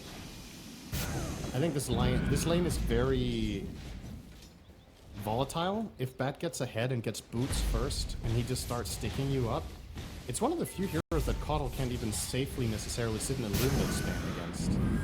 So I really like RCY's chances to have a pop-off game here, and as we talked about, this team is at their best when RCY gets to run the game. All the pieces are in place for that to become a possibility here. Of course, you'll have assistance from Whisper, who had a phenomenal game on his Magnus in game 2. So Whisper wanting to have a good game. Down bottom, Fade falling very low. Yuma has the Boundless Strike, gets it, but not enough damage in the end. However, Fade also doesn't have much resources himself. He has a Tangle that he's eating, gets pulled an additional one, but they might need to ferry in some more regen from the fountain. Yeah, Bignum wisely in this lane, just pulling waves. Obviously, we were talking about at length how strong the X Batrider lane is. X Tusk, not half as strong. So, just pulling waves with Tusk here is fine. You want to disconnect the lane from the Monkey King. Also keeping in mind that Heroic opted to lane him with Shadow Shaman instead of the Chen. Makes this bottom lane a lot more kill heavy. So yeah, Bignum with the right choice here to just try to move things around and just keep them unstable, basically. Yuma though, him and Schofield trying to play as aggressively as possible into Bignum in the gang. Not even really trying to kill them, just keep them away from the creep wave. Deny Axe the opportunity to get his early Vanguard. You know what, once he gets that item, he can play for free, so just don't let it happen. I don't even know if he wants to buy it this game, to be honest. A lot of the time, yes, but The quick buy of Fade would indicate currently that he's thinking of phase boots into Blade Mail. I think if you don't buy Vanguard first, it's not worth it. And he might be thinking, well, Vanguard is only good against Monkey King, right? There's no other hero that even interacts with it. Coddle doesn't care. Shadow Shaman wards don't work. Damage block doesn't work against. Chen creeps, you know, I mean, sure, but probably better to try to get a faster and more aggressive build.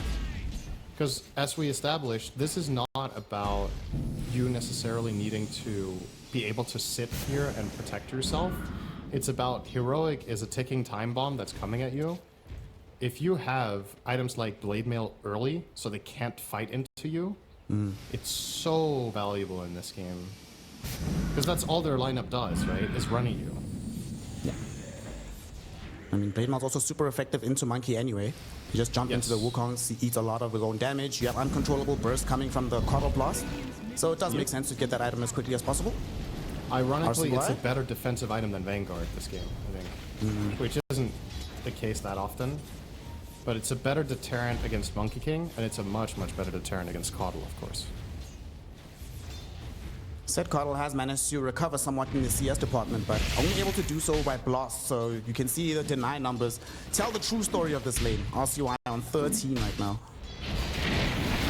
Down bottom, Yuma, got a big Boundless Strike, but he's very low. He might actually end up dead. Battle Hunger's out on top of him, and he goes down. Wildcard getting the big jump onto the carry Monkey King in this bottom lane. It's a really good time to kill him as well if they could somehow push in this wave, but I guess fortunately here for Heroic, the wave was just outside the tower. Otherwise, this would have been a wave and a half just down the drain now for Yuma, but he does get back in time, excuse me, to be able to farm this up. But now, in turn, they get to cut again. They're cutting, they put the Battle Hung out onto Schofield. Don't want to dive him just yet, but just making space for Fade to get his farm. I mean, you're happy as X if you just farm here, right? Getting the kill is just a bonus. It's not a requirement. He's actually dead. Schofield, he showed very far forward. What an aggressive play there from the Shadow Shaman. Gets called in with these Monkey King right next to him. And Schofield will die. Yuma will at least try to punish Fade for this here, but not going to be able to hold him in position. And Schofield, what happened there, Sind? I mean, there are multiple things about that that I didn't like. So first of all, I don't think that's a kill play to begin with, but he also gave away his ward. If Wildcard were paying attention there, he placed that ward and then he shocked them from the low ground after the wave was dead. And that's effectively telling them that he has vision, and that's the only way he could have had that there. Yeah, that's a bit of a swing and a miss. Top lane. Speed is getting swung on right now. There's the first big blast from the Coddle. Nice rotation to the top lane for Analog. Collects his first kill. So this is what you want to see out of your Coddle the moment he cracks 6. Yeah, he's going to be rushing Vessel probably. Pretty standard stuff. With mid Coddles, you're either going Vessel or Orchid as your first choice. Vessel against Axe is great. Against Bat, just having that extra damage is nice, and there's no like key hero you really want to solve with Orchid, say like a Storm hero or like a Spirit hero mid. Bottom. Schofield actually with have a another rotation from creative Analog. dive here. Gets behind the tower, finds the hexes, but Bignum shows up. Snowball forward onto Yuma. Yuma's very isolated from the rest of his team. RCY is here as well. Battle Hunger drags back the Monkey King. RCY has more than enough damage to finish him off. And Bignum, the dutiful support, ensures that the Batrider is the one that gets the gold. Oh, this is double bad if Wildcard were to run down Whisper here. If they get both Wisdoms, this is... Wait, he... Damn, Yamson thought there was rotation coming. If they had counted here, they might have got away with this. But he actually concedes the Wisdom. This was 100% his if he had continued. Because Coddle had TP cooldown, which they would know. They just killed Monkey Bottom, who already TP'd back by. Monkey King could have got in another fight though, because they're looking for more, but unfortunately this time around Analog is here. He drops the blast onto RCY. They bring down the Batrider. Schofield gonna die here, but Fade is most likely gonna take him into the fountain himself because he dies too.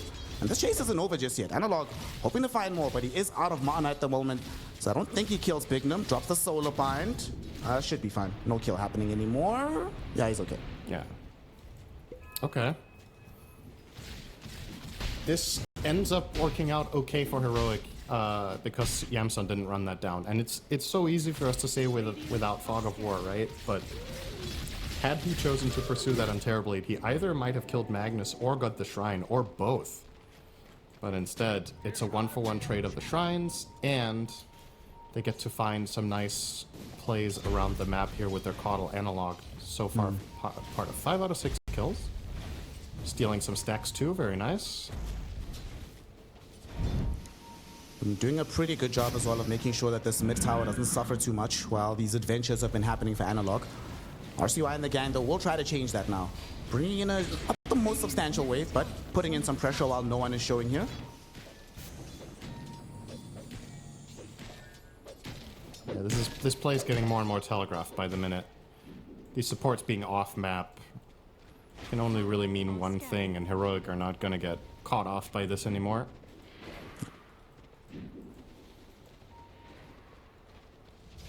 Phage down bottom. Does have his chainmail building into the blade mail, not that far away. So once he gets there, would like to see Wildcard try to do something with that. But maybe not actually. It's not necessary for them to try and get there immediately. Like you said, just having it serve as an effective deterrent for now while he's building towards Blink could still be effective. Yeah, the bigger item here is Bat's Dagger. I think that's the one you're really waiting for, is RCY unlocking his hero. He did get slowed down a little bit with that bottom engagement where he got traded off. So this was a game that he was starting to really snowball, and now he's tied with the Caudal after being up by 800 minute 2, because they just had a better exchange with the first blood, with the early fight.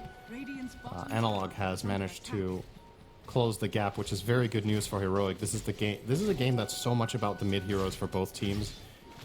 If you're Wildcard, you want the Batrider to start snowballing with the Blink Dagger, and if you're Heroic, well, it's a mid Caudal, so if he's not doing much on the map, the hero just sucks. So far so good in that part of the game for Heroic, that they did successfully bring Analog into the game. He's going to get himself a little extra tankiness for an upcoming potential fight here, courtesy of the Shield Rune. And they're eyeing up bottom maybe here. Chen is level 6, Shaman a little bit shy of it, so no Serpent Hordes. They do have an Observer Ward though on the high ground, and that gives them vision on Big Number. He does snowball towards these Ancients. Ice Path drop down to make sure the Shadow Shaman can't easily approach. However, Yuma does have the Primal Spring going in. Finally, they get the Shackles out as well.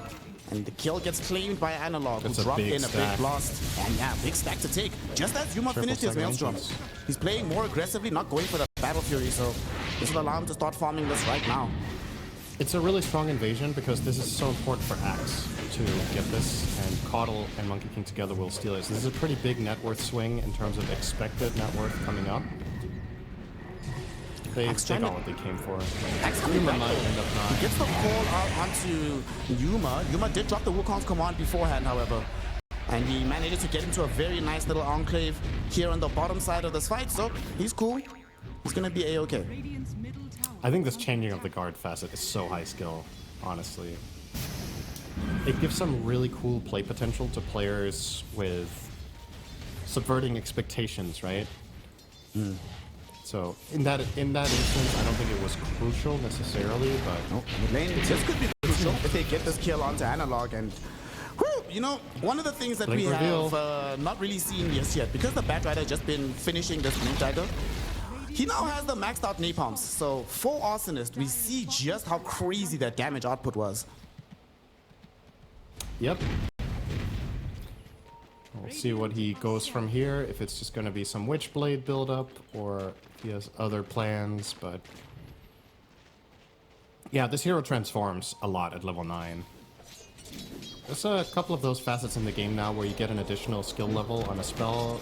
Other one that comes to mind, of course, Magnus with the Shockwave. Not part of this game. Whisper did go for Eternal Empowerment.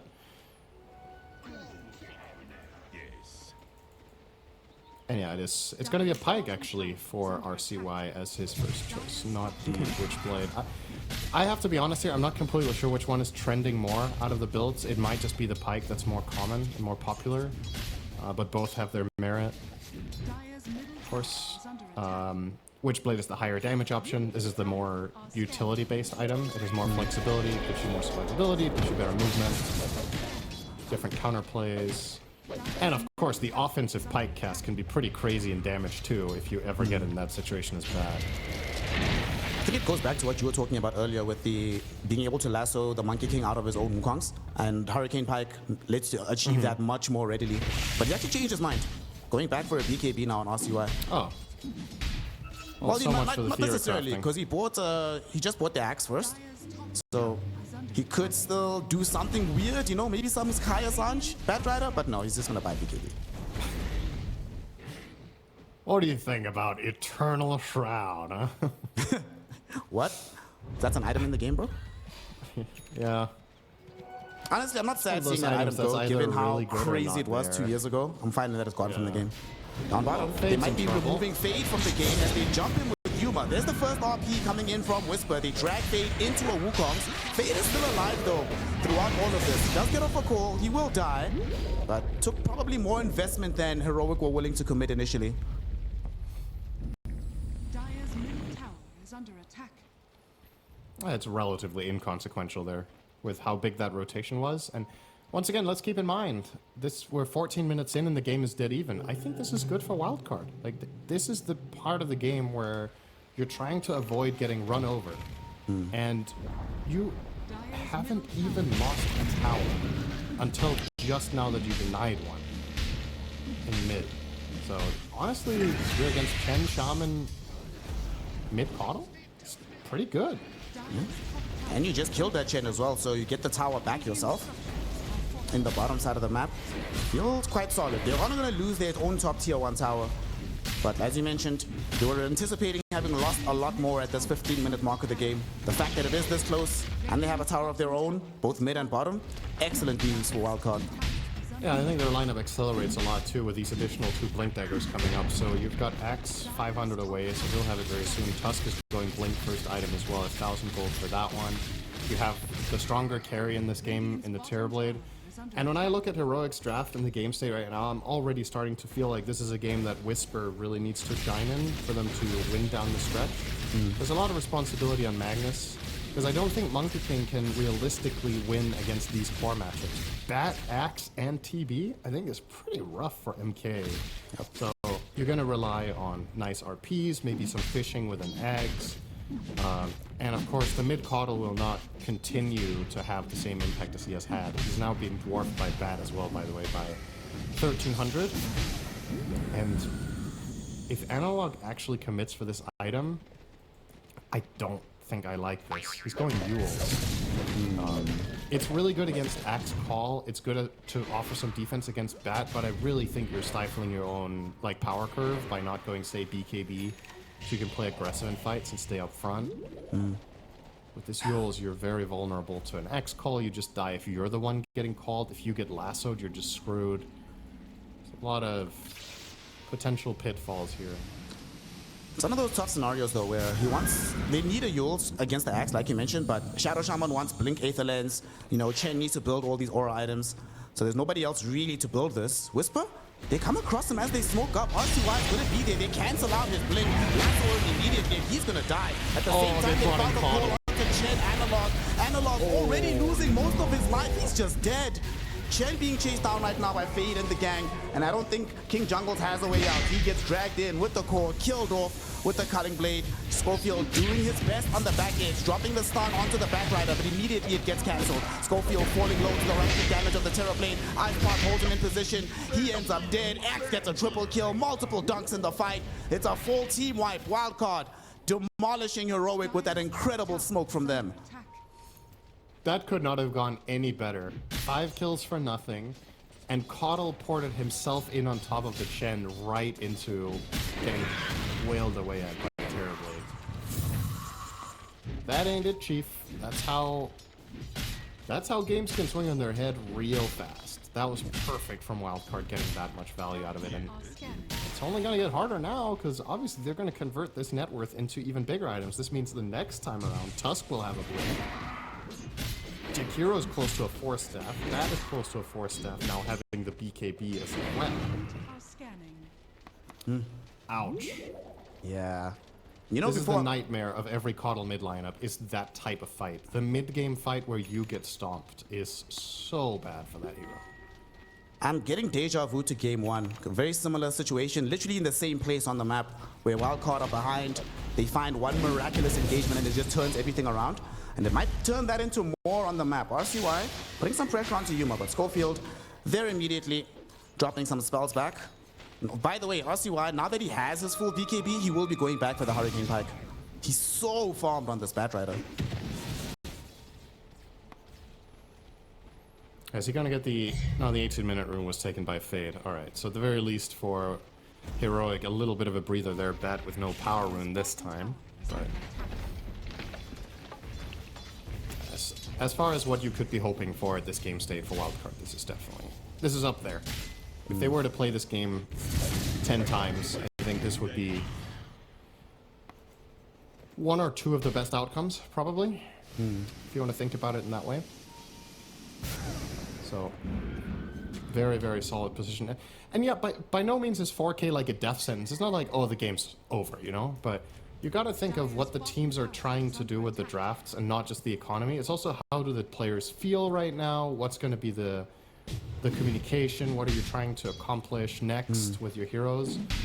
Like, when you get crushed 5-0 in a fight like that, it's like a punch to the gut. Yep. And you got to get back up now somehow. Who's going to come up big? Who's going to make the game-changing play that can bring you back? Who's going to get the good idea? Because at this point, we're kind of... You got to get a little bit creative. Whisper, whisper, whisper, whisper, whisper, whisper, whisper, whisper, whisper. Oh, he does manage to blink past it, but unfortunately, he skewers directly into RCY, who will just easily grab him and kill him. Well, he did his best, managed to evade the initial call, but with the Batrider being right there, what can you do? Yeah. Part of the problem that they're experiencing right now as well is that, like, this Monkey King, he's going to be able to build into the BKB, but this BKB doesn't guarantee you presence in these fights. There's so much damage. Maybe this would be a big War Trap. This would be find. huge, but there's going to be the snowball save coming in immediately. Charcoal magic, not even necessary. Just a blast into the tusk gets him killed. Yapson trying to TP out, gets hexed by Schofield, blasted away by Analog. So that is going to be 2 huge kills. He did his best on Big Zim. That's not going to be enough. Yeah, he didn't have Manta ready on Terrorblade when he came out of the snowball, so he couldn't get rid of the Solar Bind. Okay, Heroic punch back. It's not over yet. They'll also get the Tormentor for their efforts. This is a really good time to fight this fight. Oh, well, I say that. Fade has coming to other force plans. this engagement with RCY. They're looking towards getting this Chen first. Chen falling very low. He will eventually get brought down. Fade, though, dying in the meantime. He's just taking so much damage. Whisper ensures he cannot leave with the RP. So yes, they get the Chen, but it trades them the life of the axe, and now they want to chase for more. Monkey King going forward, misses the Pounder Strike. Unfortunately, the Blink Daggers will be good on Bignum and RCY, and perhaps they want to re-engage. Chen stuns them to hold them in position. Their axe is going to respawn, and Heroic are running out of resources. This ward is giving them a lot of information. They know Heroic are backing off with both of their heroes, and they can now just access the Tormentor without concern. And this was meant to be Heroics, but they got stopped by that X play. And yes, the X for Chen trade wasn't that good, but it also might just end up giving them a Tormentor, which obviously is a much, much better trade in your favor. Radiant side scan for this one, so they know what's happening, but they don't have the tools to deal with it. Wukong's only just now coming back off cooldown. RP still down for a minute, so just gotta give up the Aegis. Goes the way of this Tusk with the Ice Shards. It could have been worse, you know? He has level 4 shards this game. A lot of the time, Tusks don't have that when they get the shard. Sometimes they're even like 1-4-4 or like 2-1-4, whatever it is. But having the max Ice Shards makes this a quite nice shard. You can just push out waves fully by just dropping that one spell. Extra team fight damage. It's not bad. Would you rather have had the Jakiro? Probably, but it's not terrible. He's in behind RCY right now. They might decide to make a play on the map. And indeed, they smoke. Tusk, Batrider, they're going to try and make something happen. They're pinging down bottom, but the only person that's there is Schofield. He'll happily eat this gank if he can.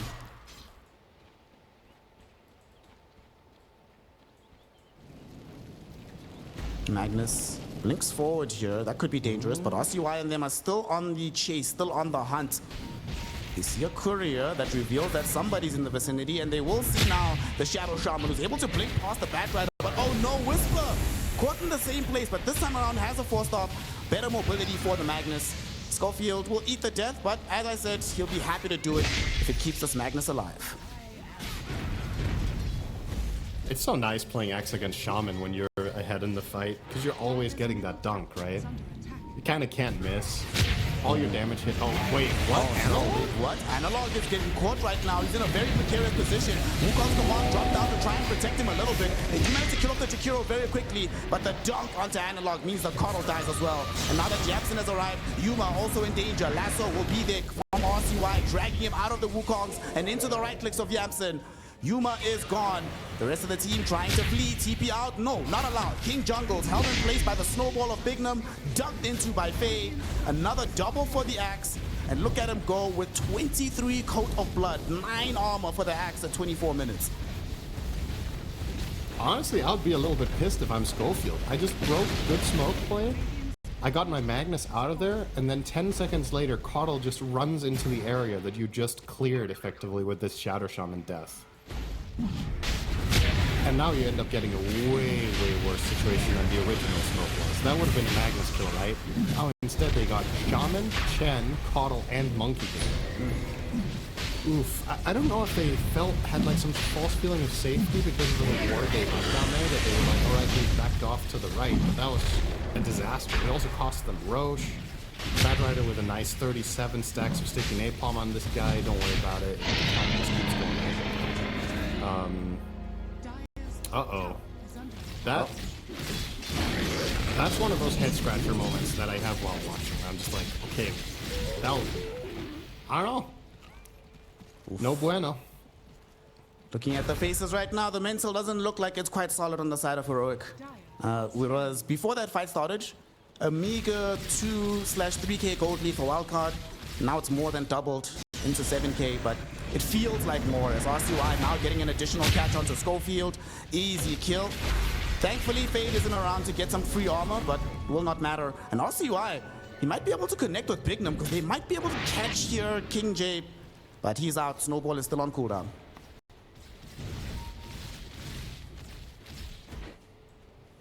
Yeah, they'd use all of their stuns at the very least for the Shaman kill, so they can't get the collateral, but fact of the matter is, Wildcard keep advancing on the map, keep gaining ground. They are still the team with, I guess the teams are tied on towers, but they're the only team to have taken a tier 2, lest we forget, against Chen and Shaman. Yep. No, wait, they've only lost 2 towers. They haven't even lost their bot tier 1. And that's the tower, that was the bot tier 1 of the first tower Shaman committed Serpent Wards on, and they still didn't get it. Yeah. Gonna try to find the kill. It's go time for Heroic. This play has to work. Like, if this backfires, you're playing into Aegis, by the way. This is not that easy. Yamson, he forced up forward. This is perfect. He has Aegis. They can get this kill. It's only 1 life, but they still have RP for life number 2, and they drag him back in a very awkward position. Fade coming in, has the Blink Dagger. Yuma dropping on the Wukong's command into the Mass Serpent Ward. They found the Hex onto the TB. There's the RP as well. Can they kill him before the Thunder? Yes. He is gone, so is Speed. Fade did his best with the BKB, but now that it's disabled, he is going to be easy food for the rest of Heroic. They found the perfect moment. What a 4-star from Yamson. Literally gave the game right back to Heroic. Yeah, okay. So when I saw that happen, I'm like, all right, he has Aegis. 2 of his teammates have TP on cooldown. So he has basically his entire team on the opposite side of the map and then goes and risks it all for a Chen creep kill? Oh. Yeah, all right. It's not great, but fortunately for Wildcard, they're in a position where they get to slip up like this. This is not the end of the world for them. It's pretty costly. That was about a 5,000 net worth mistake and an Aegis down the drain, but you're still in a good position. It's what Heroic needed though, and Whisper now with his Midas. Yeah, I was actually about to ask you about this. He bought the Midas after the 4-star. And, you know, after a big fight like that, it seems to have paid off. He's super close to BKB now. Also, to me, the really scary item that's emerging is that Yuma is building Skadi. I think that Skadi is going to make a very big difference, having it on the Monkey King here.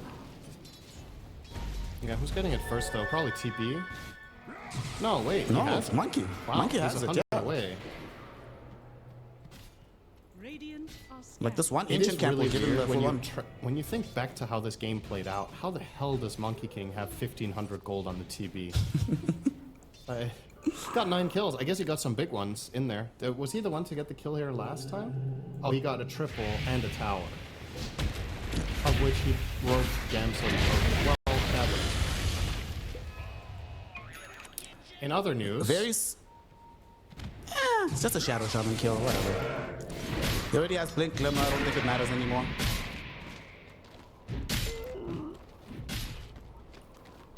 We do see that there is a axe who's been cliffed. But he's fine. Gets out with the blink dagger. Everything's a-okay. Not big of a gold lead. And the big thing I'm worried and concerned about as well. Oh, we'll talk about it. I'm about to talk about Analog because Analog is just dead. I was about to say, with this Octarine core, does he perhaps not need BKB in this game? Radiant's top tower is falling. I actually don't know what he should buy. I think it's a really tricky situation to be in now, because at the very least he didn't go for the Yules. I think that would have been worse than this Octarine is, because this has offensive potential. But if you go BKB... Oh, hang on. Oh, Hex, out onto the Terrorblade. Wukong's command, drop down on the high ground again. They try to get him out with the force off. RP from Whisper. Unfortunately, Yamson was also forced off again. So he is away from the main brunt of the action. And for Wildcard, yes, you lose Tusk, but you manage to draw out Mass Serpent Wards and a buyback from the Analog Coddle. And an RP. That was a really good defensive play out of Wildcard. They're very quick to react on the attempt onto Yamson and get him out of trouble. And it does feel like the execution there from Heroic was a little bit lacking, right? If you want to make this buyback play on Coddle, the way this fight is supposed to start out is with the Shaman Blink Hex is fine. I would say ideally you start with Blink Skewer, because then the counterplays from Wildcard are a lot harder to pull off when you've brought the Terrorblade in under the tower. Instead, you Blink Hex buyback Coddle and the enemy team just start immediately turning tail. Oh, yeah, Oh, so look at this. Not this place of the map again. This place is cursed. Oh, come on. Manson can get out of here. They see him. He's under daytime vision now. Does get off the Manta, but Solar Bind was held onto by Analog to get it afterwards. They will not know how close that fight could have been. They get to speed. What's crazy is that if they jumped him, he would have died. Fade was still on the far left side. He hasn't been able to make his way there just yet. So, very fortunate for Yamson that Heroic did not have vision of him and the rest of his team clearly. But now he's on the high ground. He's been scouted. There's going to be a boundless strike. Schofield there with the Hex Fade immediately in with the call. But unfortunately, the BKB emerged first. Yuma wants to drop Wukong, looking for the angle. Finally gets it off. RCY couldn't get the kill onto Analog with his lasso. Instead, though, he dragged him towards Yamson. Was able to right-click him with the Terrorblade from beyond the range of the Wukongs. TB looking for an option for Sunder. He will find it on Big Them, but it's not that much HP. He will be able to die. No! Yep, Yuma can't close the gap. Being slowed down too much by this Eye of Skadi. Now Yuma will end up dead. Whisper finally there with the skewer, but where is the follow-up damage? Whisper just giving away his life. So is Schofield. It's gonna be Wildcard demolishing this fight. RCY and Terrorblade getting all the damage. Fade finding the control. Wildcard with another team wipe. Oh man, in spite of Yamson even misclicking Sunder onto the Tusk instead of the almost full HP enemy hero, they still clean house in that fight. Tower is under attack. And yeah, this has to be at least a lane, right? You can buy back your mag and 2 supports, but the actually damaging heroes unavailable. Bad Rider pushes really fast, by the way. This hero honestly is kind of a bit stupid. Can I say that? Yeah, It is this pushing. I think they're gonna force buybacks. Like, could have taken away the Force back one. This is a little bit crazy. RCY, oh my goodness, beautiful jumping from Fade, but he gets hexed. Whisper gets the RP, gets the skewer, it's in the fountain! Both of them are dying. Yamson needs 4 stops, no! Somebody forced him back into the fountain. He is dead. 90 seconds on the ground. Fade doing his best to be able to run himself away. Blinks past the shockwave, so he's gonna get out. But what a weird series of events. On the bright side, it did require double buybacks from Heroic to achieve. They didn't even get the rest. That's so funny. You know, sometimes teams go for the all-in YOLO. All right, let's end the game right here and now push. That was with 15-second death timers on enemy heroes. They just ran straight tier 4s. And yeah, they got the buyback out of 2 heroes, but the other heroes respawn during that because the death times are so short. That was a clean lane of barracks and maybe a tier 4 and then get out with 0 expenses. Instead, you lost your TB, you didn't get barracks. I mean, you're still fine. It's just... I think, Snare, if these two teams, if they want a chance of making it out of this Swiss format, they both need to level up some decision making. There's a bit, it's a bit too wild. It's a bit too clowny out here. We need some better structure in some moments. I think. It's not just even about the Swiss stage. You're in TI season, brother. You need to start thinking about playing on the big stage, trying to claim an Aegis for yourself. And decision making, generally speaking, over the years is what determines TI winners, not just drops and execution like that. Let's see that fight again. As wait, whose forced off was it? So he forced off himself out of Speed.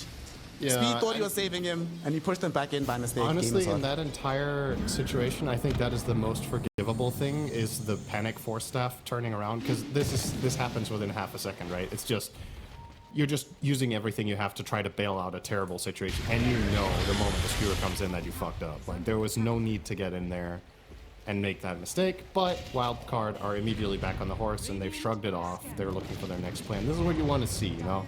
You do something silly, you know it's bad, reset, go on, and fight this move instead. BKB forward is going onto the Magnus. He wants him quickly. Yamsen will be able to lay out the damage, but not enough. In the meantime, Fade jumped in onto Yuma, but he didn't have the follow-up damage from the TB, so he dies within the Wukong's command. Him as well as the Tusk. It's a double kill for Yuma. I don't think they'll be able to chase for more from this, but if you consider their commitment, not really that much. They still have a BKB on the Monkey King. They still have RP available from Whisper, so they might be able to take the Roshan fight still. Yeah, now that that move failed, you're kicking yourself even more about the base situation. But I don't mind that they went for a play again here. I don't think that was inherently a problem. Heroic were just very ready for that one, counterplayed it nicely. Oh boy, this...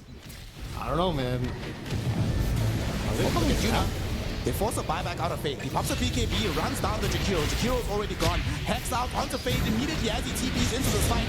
Yuma, though, will be an RP from Whisper, catching absolutely everybody. Yuma thrown to the air. He needs some help. He needs to get off the boundless strike. He gets it off, but only into the BKB Fate, so he gets chopped into his death.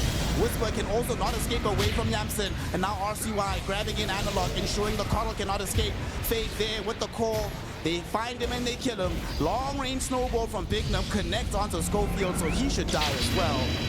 Wildcard took some disastrous fights back to back, but they're back in form now. Crazy chase from Yuma to go that deep. Okay, straight down bottom and push tier 4s. Let's go. Let's see it. I think if they actually beeline here, the game is over. Probably timing-wise. There is a glyph. It's kind of close, but... Bat and TB push way too fast if they get in position, and yeah, you can see King Jungle's doing his very best to try to stall out this push, but Radiant's middle tower. not going to happen. That's it. Ladies and gentlemen, with no hiccups. Uh-oh. Well, 20 seconds. Call from Fate onto the Chen. 10 seconds until the Monkey and them are back, but it's way too long. Yuma's out, so Yamsen just lays in the damage. The hero you don't want to see has yet again won a game, so you're going to see more of him, Cinderin. GG.